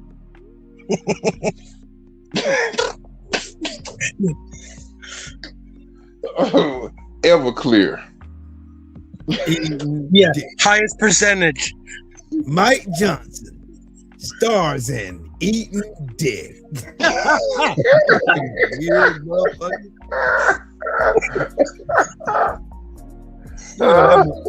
You know that. I bet that'd get a lot of views too. Hell yeah, it'll break your damn energy. MAGA gonna be doing that shit because these motherfuckers, bud. Hey, y'all, can y'all tell me something though, for real? All They these took Pornhub from Mississippi, man. That's fucked up. Man, they took it from here too. Can't watch the high quality shit. They better can go get to a on grind and give each other reach arounds, but we can't watch the porn that we love. Right. That's fucked up, man. But that ought to go to show you just how homo these fucking Republicans really are. Take all the bitches, but y'all want to goddamn run around here with dudes, man. Right. You don't worry about what dudes is doing, man. Your butt played in. We don't tell y'all that shit. Yeah. They don't care though. You're way too obsessed with that. I've never seen somebody like. Why do y'all think they always obsessed about like trans people? Cause that's what they hook up with on Grindr. Exactly. The moment everybody starts figuring that shit out, then we can have a conversation. The It's moment a fetish. they figure that shit out, we can have That's a hell of a name for a gay porn or gay website. Grinder. Nigga, these motherfuckers are so hell bent on talking about dick. They want you to forget they like inhaling dick. That's the thing. Grinder. That just sounds like some goddamn fucking weird motherfucker. How in the fuck can you, man? Just grinding on the motherfucker. What the fuck wrong with you? What the fuck wrong with you, man? How? Yeah. How? Y'all tell And they me don't how- even try to conceal it. Nope. No. They're crystal clear with it too. They I mean, just think about it. Every time they scream and holler, they scream about like homosexuality, gay people, stuff. The ones who scream the loudest about that shit usually are the ones indulging in that type of shit. Yeah, like they're telling you, I love dick. Yeah. They love penis. Right on that. They ought to get like a bumper sticker that says they love penis. That's what they should get. Because Well, the only ones that's out the closet most of the time, not MAGA, they, you know. Yeah, if you're Republican, shit, I got questions. They got to hide they hide they shit. I got questions though. If you're a Republican, they let that shit fly. Hey, okay, man. Hey, do you? Hey, do your thing. I mean, I have no problem with your sexuality. You do your thing. I got nothing Don't to do be with one of them motherfuckers. Don't I'm knock not- it till you tried it. No, I'm not participating in none of that shit. But, Stop playing, man. Stop playing. Go on with that bullshit. We're going with that shit now. They're either into being gay or pedophilia. Yeah, they love little kids now. They love some cheering now. They love some goddamn cheering now. That's just crazy. Disgusting. Yeah, they still endorse the child marriage. Yep. You know, when is somebody from MAGA trying to push that law back in? Republicans, dude. Every fucking law that's ever been passed that was trying to make child marriages a thing, make it legal and shit, which is legal in a lot of states, are Republicans. I wish a motherfucker. Okay. Dead ass. Look it up for real.